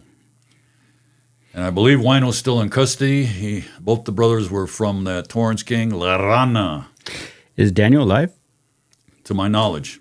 I told you I talked to Daniel for hours and hours because we had him in the shoe at 900. Well, the one thing I was fortunate to be able to do as a special agent in SSU was we were able to have informants. Parole agents Really? per the code, are not allowed to have informants. Really? I mean, you might be able to talk to somebody, But card them up, you're not allowed to do it. Nothing. No, package them up. So Really? we would That's ridiculous. either another law enforcement agency would come to me and ask me to help package them up, or I develop the person on my own. Again, with help from the gang investigators in the prisons. Did you guys have to call clear for everything? Yes, we had to put the person in clear and so on and so forth. We had to go by the rules. Same rules. Okay. Right. So I ended up having a Los Angeles police officer was on the original MA task force. Tell me about a guy. Actually, we were out doing a case one day and out in the valley, and we were hitting some MS people. And after he says, "Hey, you got time? I got this parole at large. You want to go pick him up?" I'm like, "Yeah, okay." And normally I don't like doing that. I want to research and make sure that the guy's a righteous parole at large before I have to kick a door. I want to, do my homework. Not. I don't want to do stuff on the come. I want to have info up front. Yeah. So we went over there, and the guy's wife opened the door like 10 minutes later so he could flush his kilo of coke down the toilet. He told me later. And I locked him up on the PAL warrant. And I told him, and so he goes, "Hey, you're a nice guy. I'd like to, work with you." And I go, "Huh?" So the LAPD cop told me, "Yeah, he used to be my informant, but, if you want to package him up when he gets out." And I'm like, "Okay." So years later, he gave me some pretty good cases. But I'm here to tell you, as a seasoned veteran by now, he would give me cases of parolees that probably weren't paying their taxes to him. Yeah. Competition or somebody you want to get rid He'd of. throw them under the bus. Yeah. They always do. So I did some pretty good cases with his info. And so it came a point where the second RICO case had been taken down. And there was a federal probationer that was out on parole named, I don't know if he's still in federal custody, Sapo Fernandez. He was a Pacas, a Pacoima guy, I believe. Your name sounds familiar. And he had skipped federal probation. But he had a couple of sons that were parolees.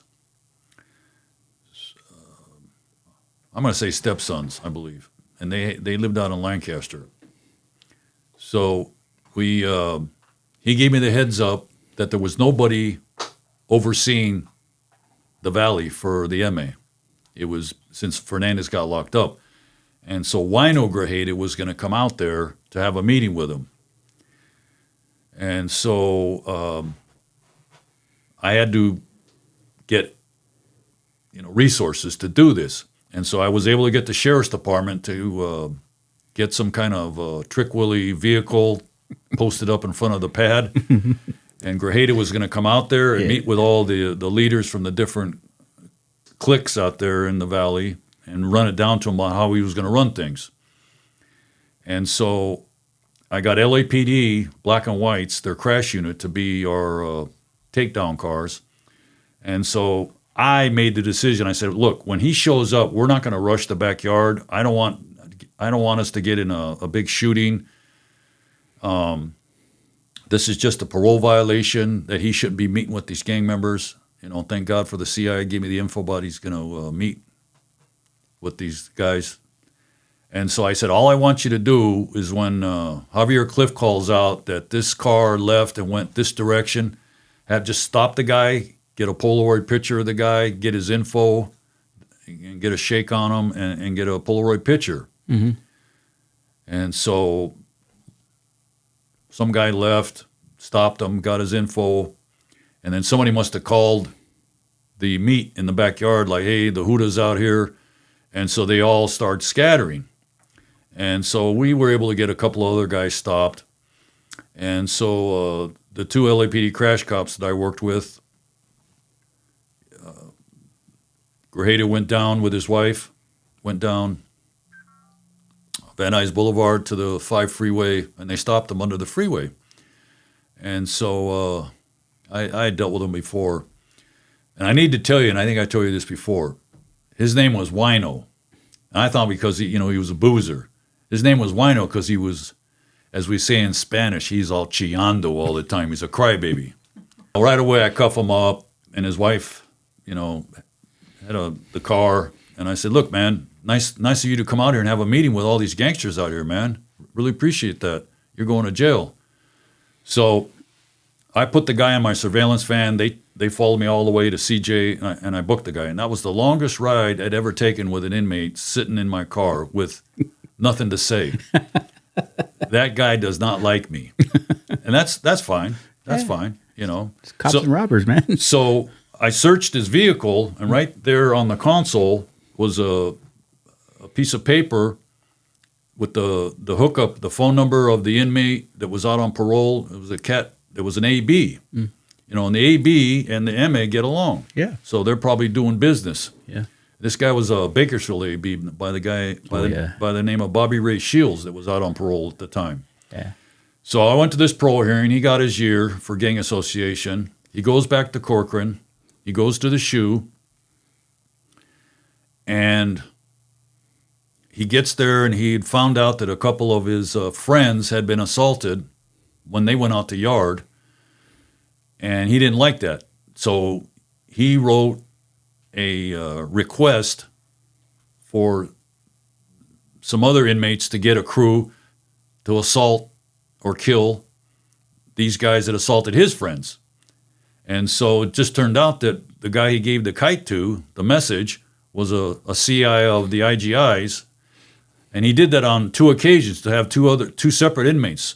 So they ended up filing, they filed charges, conspiracy to commit murder charges on this guy in Kings County Court. And I'm told he got all day. Oh, but the sad part is, and again, I need to tell you this, is that I don't take any pride in like Ochoa dying up at Corcoran. I think that's kind of sad. I've seen gangsters that I've locked up before get killed. I don't like that either. And I don't think we spend enough time as cops to solve these gang murders. We take the avenue of like, oh, that, that's a bad gangster's dead. We can move on to somebody else now. Mm-hmm. So I don't agree with that. There's some gangsters out there that have been killed in my day, heavy duty MA guys. They did something wrong and they're murdered, and it went to the cold case file. One day, the correctional officers had to transport him to court. Which one? Who did you transfer? Wino? Grajeda. Uh-huh. He was going to court for this conspiracy to commit murder cases. Uh-huh. And he's in the back seat of the cage car. And I used to spend a lot of time up at Corcoran, helping them out, going up there to visit inmates that wanted to tell. They all were. That's what they were. I mean, I've been to Pelican Bay like 4 or 5 times, but, Corcoran is, that's where they're at. 3.5 hours. Yeah. So at the time, one day they took him out to court, and December and January they get that 2-leaf fog up there, and it's very foggy. It's very dangerous to drive on the road, Yeah. So they have a chase car with them, and at some point they ended up rear-ending the institutional trash truck. Oh. And Grajeda hit his forehead on the cage car, which led to his, stress, and he had to have surgery. I get comments, man, Dan. I get comments from people that don't read the whole room. But I'm gonna tell you, man, 900 in the NCCF was not the SHU from Pelican Bay. It was called the SHU because we had everybody from MA, Black Guerrilla Family, Aryans, and we kept them in 900 at NCCF because we could separate them. Anybody who came from those big prisons to go to court in the county jail system, they stopped at 900. Now, I don't know if they had a spot in CJ. I'm just telling you that's what we got. And we had Benjamin Peters and Grajeda and the Black Guerrilla Family leader. I can't remember his name, though. But he's the one who punched the Gorilla Wire glass with his bare fist and cracked it. I've never seen that. What is it, inch and a half? Sure. He just punched that thing, and it was just cracked. It's probably still cracked. And then the Aryan, I tell the joke, I can't remember his name, but he was a shot caller. He had peckerwood across his back, huge. And he broke hinge cuffs with his bare hands. These are righteous people, man. These guys don't play. So 900 had their version of the SHU because the county didn't want to send them to CJ because I think the attorney room killing and that kind of stuff. So we kept them in there. It was good training for us. not trying to say I was a prison gang expert. I'm just saying we had prison gang guys in our module. Well, I wanted to tell you about a individual. It's like an officer safety issue. That when I was a parole agent, I had this guy on my caseload, and LAPD came to me right away. They must have heard from the California Gang Task Force meeting, which I wasn't even familiar with in those days. Mm-hmm. This individual's getting out. His name was Henry Wilds. Mm-hmm. He went by the moniker Sugar Bear. Okay. And I know the moniker. I don't know the name, but I know this. I know that moniker. Well, this guy was nobody to mess with. He was the brother-in-law of actually escaped for a minute from Terminal Island. Oh, Jesus. Ray Browning. I was contacted by Valdemar's crew, and they gave me one of those brick radios. The guy came in to the office for a office visit. So they followed Wilds when he left the parole office around. He ended up going up to Altadena, mm-hmm. and he ended up hooking up with another BGF member, and they stopped him, and there was a .45 in the trunk. And I ended up getting another bunch of cases from another agent, and I went over to this house over near Avalon Park, and there was a dangerous gang over there called 5 Trey Avalon Crips. And so this inmate was an older gentleman. He was probably in his 40s at the time, and I read in his package that he had actually escaped from Chino Prison back in the day. Damn. And one of our special agents was responsible for catching him. I went to this house and knocked on the door to see the parolee, and then I hear this voice. "Hey, Clint, is that you?" I go, "Sugar Bear." I said, "Open the door, man, I can't see you." Like, "All right, man." He used to call me Clint. And so anyhow, he opened the door, and I'm like, "This is your..." Then he goes, "Yeah, we're half brothers." I'm like, "Oh, okay." He goes, "Hey," he goes, "Evanilla, would you believe it?" He goes, I'm no rapist, man. I got a double rape case on me out in the valley, man. I'm going to court right now. I'm out on bail." And I'm like, "Yeah, you never really impressed me as a sex offender." Well, he ended up getting convicted of these 2 rape cases. Oh, shit. And he went back to the joint. And at the end of my career, I took one of my trainees over to CIM because I heard he was not doing well health-wise, although he was younger than me. And I went over to Palm Hall, and I had him brought out I just wanted to kind of say hello. And he didn't remember me. Oh, shit. And I'm like, "Man, prison's been tough on you, man." He goes, "You don't remember me, man? And your brother?" "Oh, man, I don't remember you." I'm like, "All right, brother. Well, we're going to send you back to your cell. It's good seeing you. Take it easy." So I don't even know if he's still alive, but he was kind of my inspiration for learning about the Black Guerrilla Family back in those days. Sugar Bear. They didn't play, man. No. They didn't play. They don't talk to you. They don't work with you. They got nothing to do with you, man. We tossed his cell, and we got rules.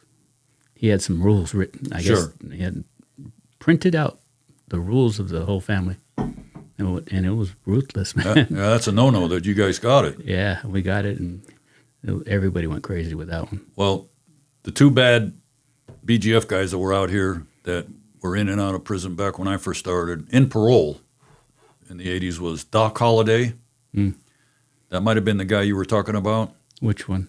The BGF guy you said that was... It must have. He was a very big man. Yes. And he was angry 24/7, man. Just a big, angry person. And he had a son that my partner dealt with that... It might be that. The son lived over in Southwest Division, and he was into selling narcotics. And then Ray Browning. Mm. And he somehow smuggled a suit in there, and he was able to manipulate a staff ID. And he walked right out the front door of the institution, and then another staff coming on duty like, "What are you doing out here, Browning? Come on, cuff up, man. You got to go back in, man." He's like, "Okay, you got me. He made it as far as the parking lot. But he had a suit brought in. How the hell did he get a suit inside? Must have been somebody else's. He stole it. Well, that's the other thing that locker room maybe. That's the other thing that I saw right away when I got into SSU and we were doing IAs is that the biggest sin for the staff was falling in love with the enemy. It happens all the time. Huh? And I'm not just talking about lady deputies or correctional officers falling in love with a male inmate. It worked the other way too. Yeah. All the time. Yeah, it happens all the time. And so I can't tell you how many times I was out there helping our unit. It wasn't my case. We were helping my guys follow a parolee that was going around with a correctional officer. Happens all the time. So, Happens all the time. Because we have the females too, like you guys did. Happens all the time. But they end tragically. They really do. Yes. We've had a couple with 2 females, and the ex-inmate shot the deputy with her service revolver. The service Beretta. That's not a bad situation. Not a good thing to get into. They moved in together after she got out of jail, and she shot her with her gun. You're not talking about the Long Beach. No, that's Maria Rosas. That was a robbery. It was a lover's quarrel. Got it. Maria Rosas was Long Beach. She was shot packing her trunk. We worked on that one too. Well, we in the Department of Corrections, we had this real strict notification process. Like if you had brothers or sisters, cousins that were inmates or done time, you had to tell. And I don't know how many times I ran into parole agents. I was over at the El Monte parole office one day talking to a kid. He actually was on our fugitive apprehension team. And he grew up in the Lopez Montevilla area over off of Eastern. And I was just clowning around with him. And I asked him, hey, is so-and-so a relative of yours? And he got all, yeah, how'd you know? I'm just guessing, man. He's got the same last name as you. He goes, yeah, that's my dad's brother. I go, did you notify the warden at Lancaster Prison when you started? No. I said, okay, I tell you what, you need to go to your desk right now and scribe out a memo letting your supervisor know and whatnot so you don't get yourself in trouble. Mm-hmm. And this guy, rolls up in the apartment. I think he retired as a parole agent 3, but, he somehow slipped and slided until, somebody just luckily confronted him about it. We're not gonna. We see a lot of shit, man. When we took over Compton, for the first year, we were hitting that place hard. Remember that you were probably with us. Yes. Just slamming the hell out of everybody that was acting crazy out there. We're not doing little shakes. I'm talking breaking the doors down.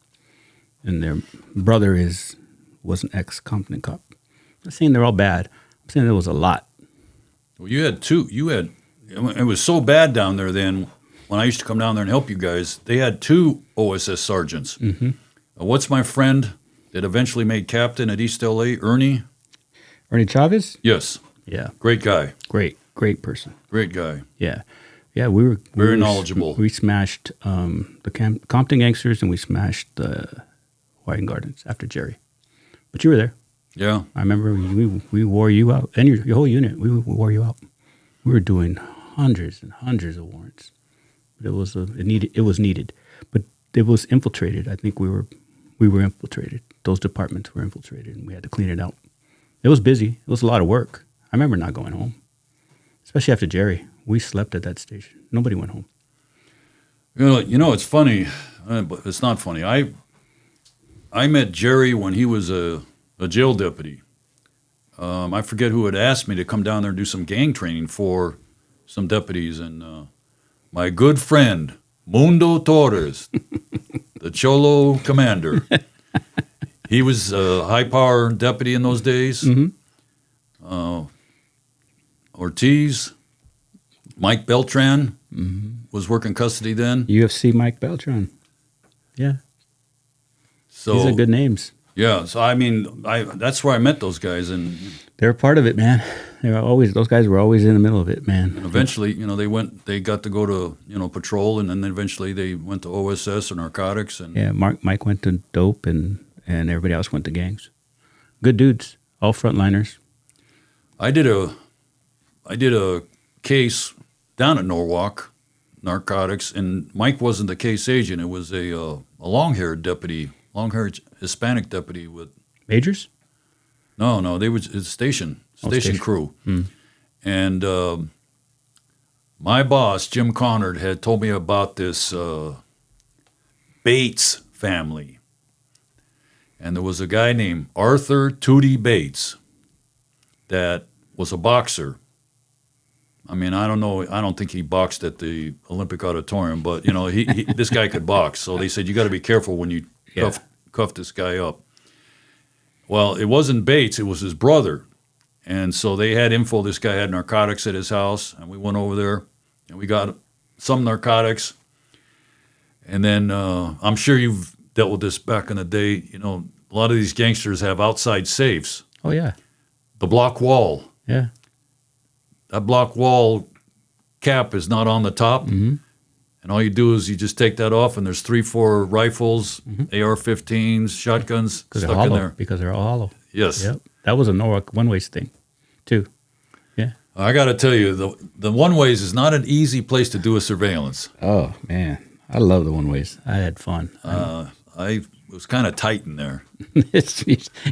You're pretty noticeable, brother. And back then, you had your red hair, and yeah, I could see you coming a mile. They saw us, man, because they know everybody knows everybody in that neighborhood. Actually, Valdemar, when I first started working with him, he goes, I don't know, man. You're going to have to do something with that red hair, man. He goes, we're going to have to buy you a beanie or something. And I don't have any red hair anymore. They should be calling me Blanco now. Well, when I saw you come up on my text, I go, Rojo. First thing I said, that's the way I know you, bro. I'm sorry, man. That's what we all called you out there in the neighborhood. Well, I need to tell you a story about that name. Okay, let me hear this because it got me, I won't say in trouble, but it was funny, but it wasn't funny. So one of the first Mexican Mafia associates that I dealt with is probably the most passive-aggressive killers that I ever dealt with was a guy from a Highland Park gang called Tres Locos down around Figueroa and Cypress, closer to downtown. But this guy never lived there. His name was Jojo Cisneros. And he was one of the first guys that I dealt with when Connors came out, and we had Valdemar's crew, and he goes, hey, look, I know you've kicked some doors probably in your day, but trying to kick a trailer door, it's like silly putty. And it comes back at you. They open out. Right, it's going to bounce. So I said, ask Valdemar, you can borrow one of his picks. Yeah. So there was another El Monte, Florida. He was living in El Monte with his girlfriend. And we went over there, and I picked the door. Police, we go in there. They're both shooting up. So I said, put the needles down, man. I got stuck. Well, somehow we didn't do a 28-29 on the other guy. Turns out he was a parolee. He was El Monte Flores gang member. I think he was an MA associate also. So they were geezing. So Connors, he's trying to train me right. He goes, okay, look, we got the guy in custody, but guess what? Now we have to spend some quality time talking to this guy to see if he wants to play ball with us. And I'm like, huh? He goes, come on. I had an old Cutlass was my undercover car in those days. It was white with blue stripes and whatnot. And so we pulled over in front of El Monte High School, whatever that northbound street is. This guy don't want to talk to us, So I said, all right, man, let's go to jail. So we took him to CJ and booked him. So I dealt with this guy on numerous occasions. So he had a wife that lived in Montebello. That was his wife, and I think he had some children. And they were actually the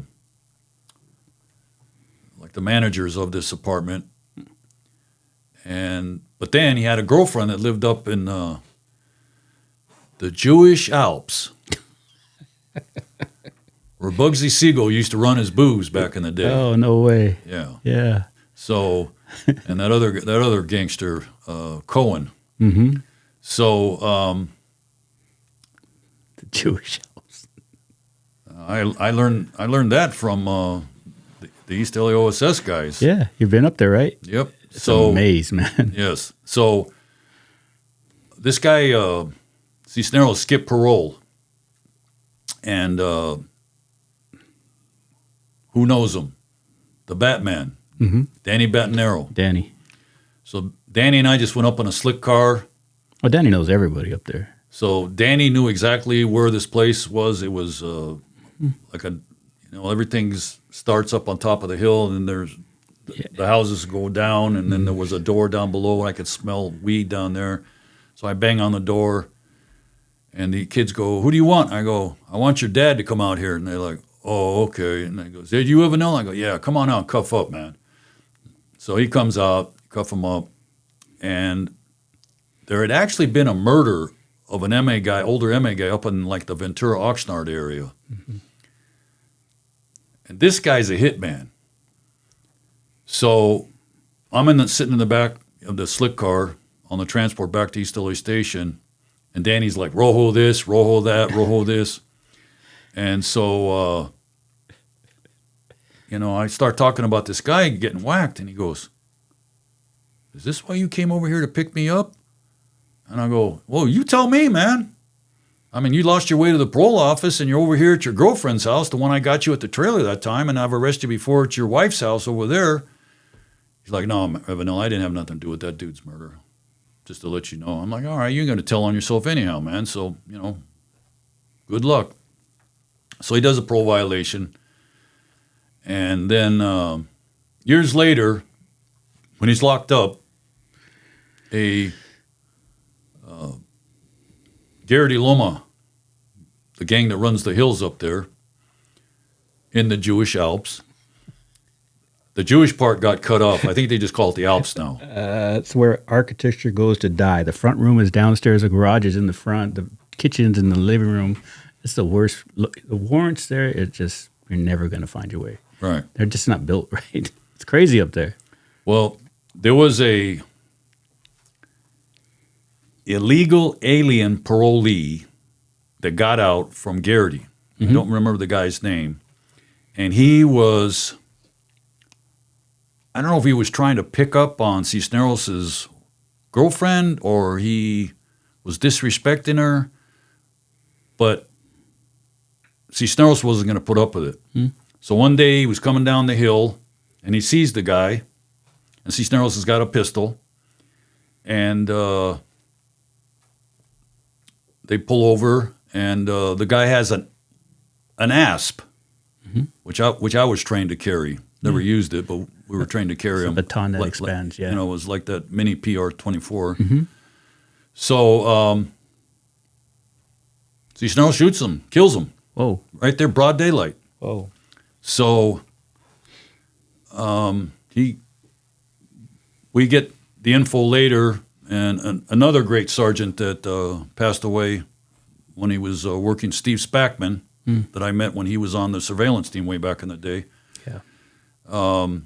We went up there and picked him up at the girlfriend's house again, and the DA filed charges, and we also locked up the girlfriend for conspiracy.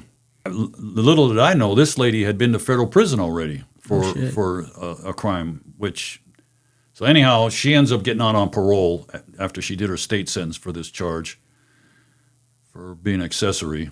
And we go to court. And so while he's in high power going to court, he was celled up on one of the rows over there in 1750. And Javier Clift was working overtime, deputy booking machine. And so there was a loudmouth Longo MA associate named Gato Trujillo that I never really was fortunate to lock up, but I knew who he was. And he was celled up next to JoJo.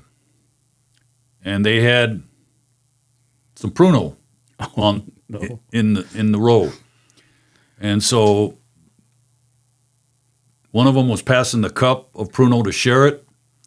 And then I think that JoJo was tired of listening to this guy's BS and probably got permission or checked in with the guy that was the shot caller, the head MA guy there that was at the time, which I don't remember.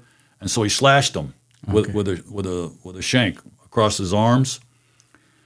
And so somehow Javier was called and saw blood and this, and JoJo denied everything, and then Trujillo denied everything. And so the DA wanted to ad charge him not only for the homicide, but for the assault on the inmate at CJ, High Power. And so, as a true convict, Trujillo wouldn't testify. No, not going to testify. So Trujillo ended up going up to the reception center in Delano, and I think he got jumped on by some other MA associates. We went to Rojo. And He's going to keep following him. this footage, I think, was ready to be played if it need be for court. So I testified as the gang expert in this case on 2 cases. And he got convicted on both. And, poor Jojo, the hitman, I'm assuming he's still locked up. How many people you think are in prison still that you put there? So, anyhow, Thousands? Of thousands. So, 3,000 was my count when I testified as a gang expert. Oh, shit. So, during my testimony as a gang expert, he had an attorney that knew me that was a public offender up at Lancaster. And when inmates would get in trouble and do stuff, drug interdiction or assaults, they didn't have to go for their court appearances unless it was a trial. They could do it over a telephone. I mean, a Zoom. Yeah, like a Zoom. There you go. Yeah. And so I had met this attorney before on my visits up to Lancaster because I used to help out. They had some heavy-duty inmates up there also. Oh, yeah. Wino Grajeda was up there at one point and actually ordered a murder, which never got an arrest or a conviction. So this DA, whose name I can't remember, was questioning me, and he goes, Mr. Evanilla, by the way, don't they call you Rojo? And I said, yes, sir. And he goes, well, you're testifying here today as a gang expert, but then again, you have a moniker of Rojo. And I said, yes, sir, that's because I have red hair.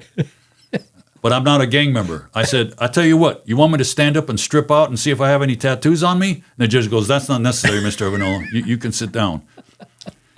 And so this public defender saw me after court in the hallway. He goes, I would just, this guy's cooked. I was just trying to help him out, And I'm like, yeah, I understand. You're just trying to, help the guy out. But no, don't, not on my cause. But and he actually brought it up in court. Yeah, I'm sure he did. No, not on a positive way, that I had dealt with this guy a bunch of times, and I never had any problems out of Cisneros. Yeah. And to be honest with you, Adam, I never had any problems with any inmates that I used to arrest. No, you should talk to them like men. Yeah, and one of the things, I learned about respect right away, and when I was a parole agent, and then more so when I was in SSU, because you're dealing with more dangerous criminals. Absolutely. But I actually used to work a lot with Cal DOJ when I first started in SSU. My training officer had worked with them, and he got promoted, and I worked with them. And we ended up doing a surveillance one day on a Culver City MA associate. Mm-hmm. And we're down in Marina Del Rey and all these nice areas. I'm like, man, it must be nice to do surveillance down here at the beach, man. So we ended up locking this guy up, and we took him to CJ. And he's sitting on the bench while I'm filling out the paperwork, and he's talking to this other inmate. He was like proud that he got locked up by a SSU. He goes, I got locked up by SSU, man. I'm somebody now, man. And I'm like, oh, man, you don't want to tell the homies that. Anything to give them clout. But, I can't tell you the many times I've been out on an operation. I was with the LAPD Northeast Division, and one of my best friends that I used to work with up there at Northeast Division that was a gang supervisor is now the Baldwin Park police chief, really? Bob Lopez, a.k.a. Gato. He's got light eyes. I don't know. Great man. Man. He's the chief, huh? So, yes. Nice. He retired as a commander from LAPD. And one of his men had a case on a guy named Little Man from Echo Park. And I had got word from the joint, from Pelican Bay, that Little Man was kind of on the bubble. He was thinking about dropping out. And the one thing that I found very interesting is that, a lot of gangs that are like next door to each other, they have issues and they'll fight and shoot each other. But somehow Echo Park gang and the Avenues gang, there was close ties. Really? And so I just went by myself one day over to his house. And I told him, hey, I'm so-and-so. I just came over to see if you're doing all right, if I can do anything for you. And we sat there on, the steps of his house. And, he's just kind of talking to me. He didn't tell me he was having any problems, and he just appreciated me coming by, and I left on good terms. Well, then one of the guys that was on our Mexican Mafia task force later on found out from Northeast that he was wanted on a robbery. I think he robbed a place where you go and get your photos produced.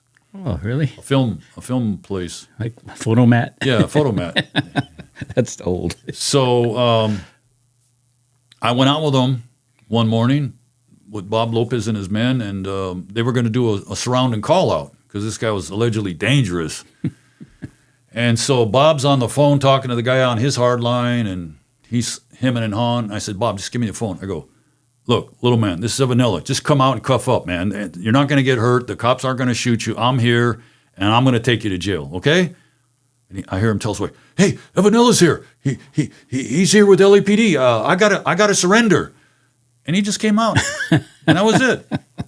And he gave up. And I happened to do that several times, because of these guys that, I dealt with for years, and all of a sudden, I knew them in juvenile hall. I knew them on probation. I knew them when they were parolees. You had rapport. Yeah. Well, one of the saddest cases that I dealt with, and this location because it was in Norwalk's area, is over there on Bloomfield. There were some projects, and they had sometimes they would have a booth you had to get past the security guard to get past the booth, and I forget what they called those projects. They weren't projects; they were condos. They were like caged, though. Yes, and then just south of there was that youth authority facility that closed. Yeah. SRCC. Yeah. It's closed now. The reception center for the youth authority. Yeah. And they don't even call it youth authority. When I left, it was called Department of Juvenile Justice. Jeez. They changed the name, DJJ. So there was a righteous MA guy there that I probably locked up like 10 times in my career. Eddie Boy Castro from VNE, a.k.a. Deadeye. And he lived with his wife and his children in one of those condos. He lived in Norwalk. Oh, yes. Okay. And he was Chuco Castro's brother, the one that was the CI for the first RICO case. And he was no good. So I'm retired. I get a phone call from one of my men one day. I was at my grandson's Little League game. He goes, hey, your boy Eddie Boy just got killed over in the Estrada Courts projects. I go, what? Well, he was a heroin addict. And it goes to this Armando Ochoa case. They're chasing their habit all the time. Yeah. They got to get the heroin so they won't get sick. And he was on a little bike riding around the projects, and somebody shot him and killed him in the projects. And I'm like, wow, that's too bad for Eddie. And Eddie's wife, I think, also worked for the county for some agency division I'm not going to mention. And I don't know if you ever met this deputy that actually was a Compton PD transfer that worked white gangs for Valdemar. John Bubba Williams. Yeah, no, he is. Okay.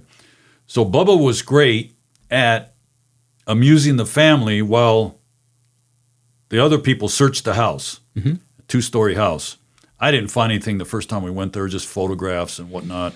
Is Bubba the one that went to biker gangs? Yes. Yes. That's right. Yeah. He used to be Ed Godfrey's partner. Yes. So we ended up taking him to jail because I had some information on something. And so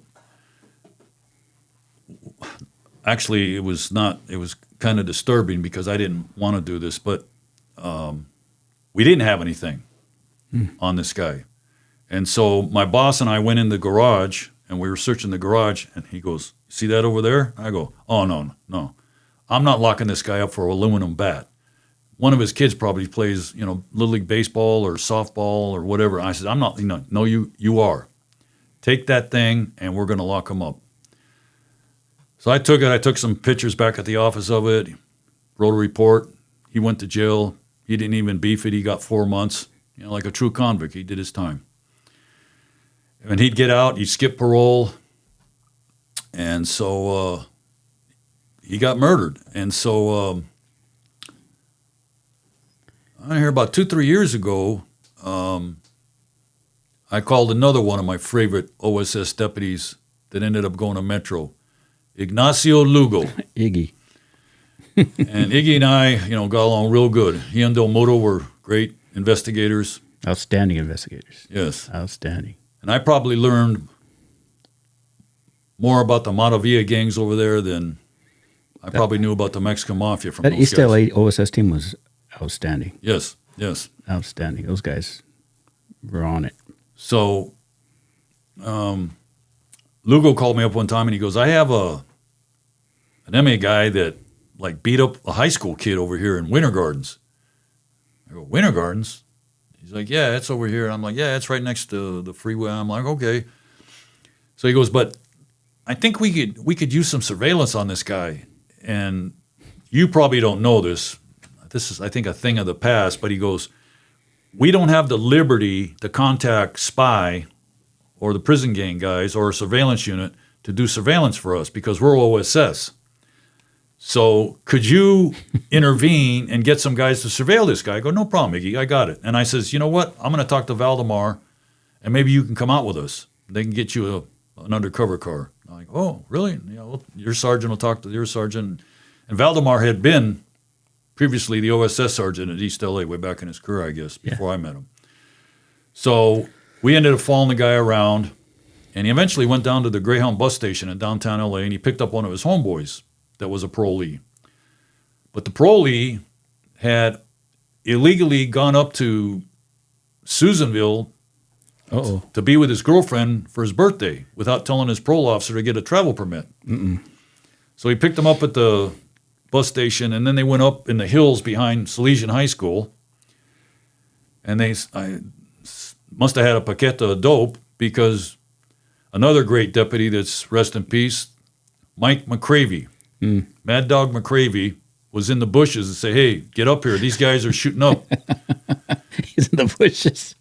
So Mike had that same duty when we were surveilling that funeral of Topos that time in the bushes.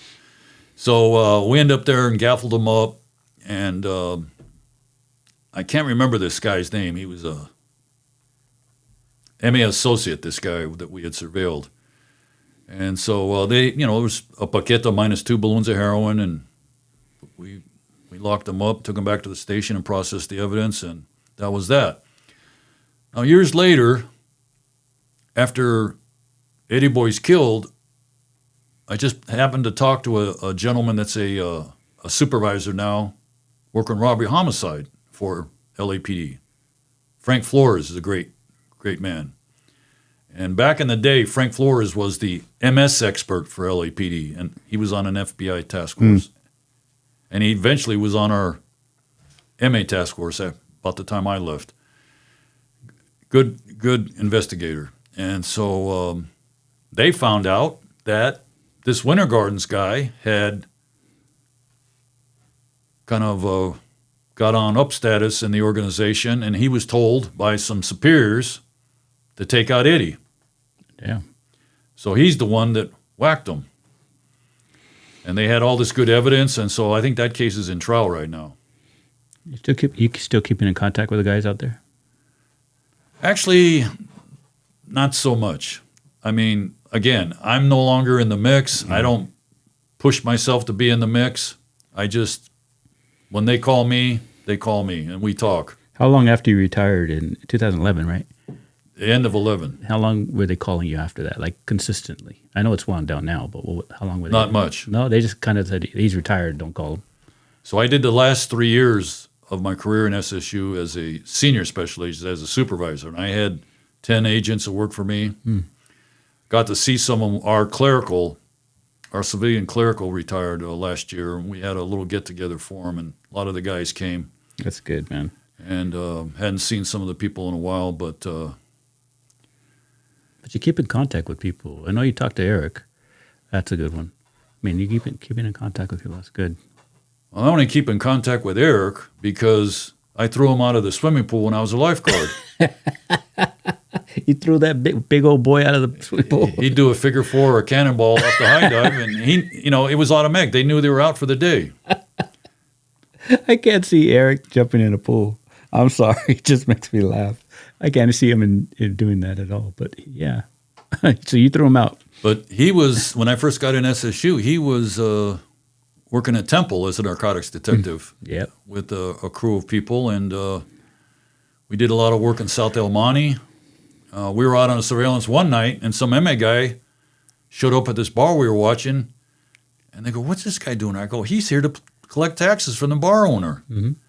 And we didn't have anything to arrest him on, but he was that guy out there at the time. Yeah, good timing, bad. Eric's got a great story. We were talking here, and I forgot how funny Eric is. He had me freaking cracking up. Because, remember, Eric's very serious back out in the field, very serious. But here, he had me rolling. The guy's hilarious. What are you doing now? What's that? What are you doing? What are you up to now? Dodgers, what else? I play golf. Golfing. Good. Yeah. Well, see, I don't ride in the golf cart. I like to walk the course. You walk the course. Yeah. That's your exercise? There's these push carts you can purchase and walk the course. So like yesterday I played and I just walked the course, and I'm trying to keep my cardio going. You can do the whole course? Yes. Nice. But now there's some electric push carts that they sell that you operate them with a tuner. And a lot of these sissies have those things out on the course now. It's like I make fun of that because I mountain bike. I used to more, and I see the guys with electric mountain bikes, and I always tell them, "You're cheating." And they just look all pissed off. But, I'm younger guys. You're supposed to be out there getting exercise. Why would you get in? These guys are out there in a golf cart. Oh, beer cooler. And they're out there with their cervezas. How good's your golfing? How's your game? So-so. So. You go alone or you have a group of guys you go out with? A group of guys. And good. Actually, in those tournaments, I actually ride in a cart, so I don't want to be telling on myself. But, we play all over the place. So you're active. Yeah, that's the point. And that's outstanding.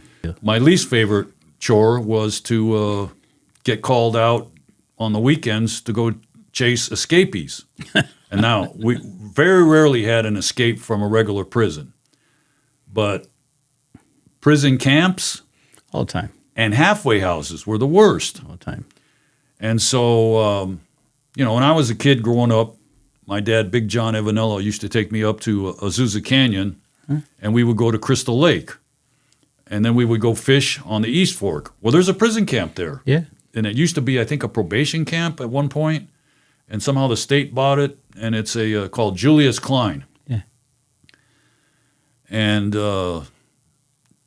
just spending a lot of time on escapes. And another one that you probably don't know about, and the public doesn't know about, is early releases. Oh, yeah. So they miscalculated their time. Yeah. And the worst case point of that I can tell you about is the so-called soccer mom bomber. What is that? Okay, so back in 74 when the SLA was going crazy and Patty Hearst allegedly got kidnapped by them and they brainwashed her. To rob a bank. They had that big incident down in Newton Division, big shootout. Mm-hmm. Well, there was a white female that attached a bomb to a black and white over in Hollenbach Division, and luckily it didn't blow up. And I guess years later they caught this lady, and she ended up getting prison time. Yeah. It was all in the papers. I remember that. Sarah Jane Olson. You had to deal with her? Yeah. So one day my boss calls me up.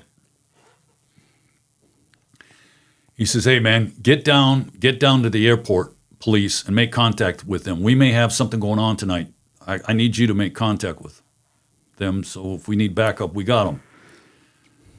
And I'll tell you another guy that used to work prison gangs that I never got to work with, and is now the chief of police of the airport police, was a great detective, Cecil Rambo. Another good investigator back in the day, but he was gone by the time I got into SSU. So he wasn't there. I made contact with their higher-ups, and I told them, "Hey, we may have to come down there." Then my boss calls me back, "Hey, 10:22, it's not going to happen." So right around dinner time, he calls me back, goes, "It's on again." I go, what's up? He goes, well, she's at the airport. She made parole. And the Los Angeles Police Department is all upset because she got paroled, and they don't think it's right. So we're going to do something about it. And I'm like, well, what can we do? He's like, well, just go down there. So she's at, I don't know what terminal, and then all these other partners of mine show up with my boss, and she's in the lounge, sitting with her husband, who's a doctor. I think he was an emergency room doctor. And I got to be the bad guy. So we had contacted the police. They're standing behind me, and I says, look, there's been some mistake about your release. We're going to have to take you out to your mother's house. And she lived in Palmdale. Oh. And I said, sir, if you want, you can continue back home if you want. F you, F you, F you, the doctor's telling me. I'm like, okay, sir, have a nice day. So we take Olson out to my surveillance van. Then we put her in with another female agent, and we took her out to the mom's place because she's a parolee. So they did the graveyard shift. I got back out there at 0600, myself and two other agents. I'd say it was late morning. My boss gets a hold of me and says, okay, they miscomputed her time. She owes the department another year. So take her to CIW.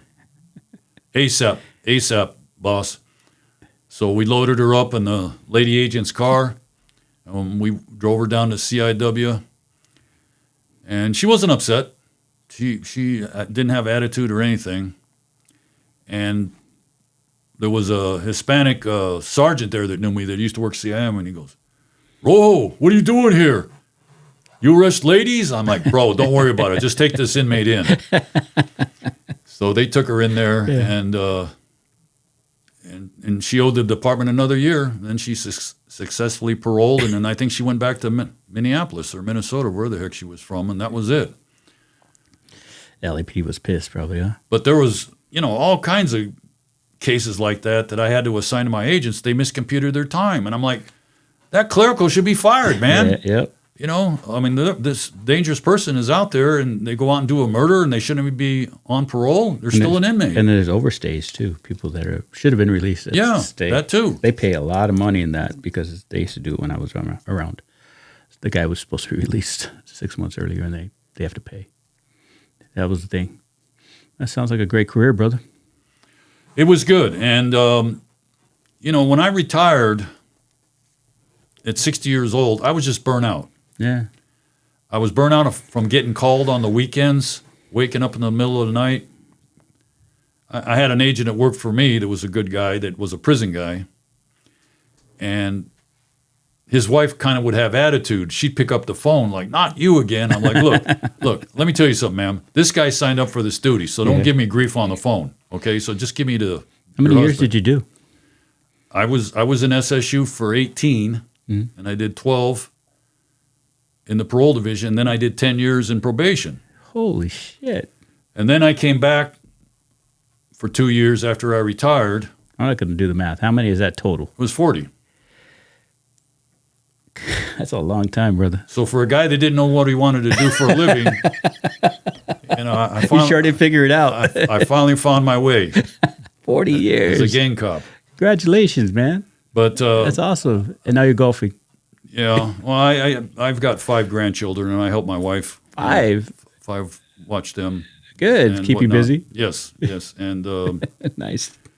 I have to tell you that I have 5 children, and thank God none of my children ever pulled a bookie number up until this point. So that's a good thing. I say it all the time. None are under the freeway. None are in rehab. I'm blessed. Yes. And it sounds like you are too, bro. I'm so happy that you came in. I appreciate you coming out here. Happy to be here, brother. It was fun. I hope you come back. Yeah, I wouldn't mind that at all. I'll bring you and Eric in here. Would you guys sit together, you think? Sure. I think it'd be fun. Well, another thing I need to jokingly tell you is that I worked with a lot of great investigators that I told you about today, and some I didn't mention that I can't remember because my memory's starting to go. But I also worked with some law enforcement people that I didn't care for. Oh, cool. And they used to be on what was called Evanilla's bad news list. And after this taping is finished, I'm going to talk to you about a guy that you had on your program, I see, that's on my bad news list. We'll talk about everybody, man. It's all good. Maybe talk about me. It's all good. Thank you so much for coming out, sir. All right, I you're appreciate welcome. you. You're welcome, It's been brother. fun. Thank you.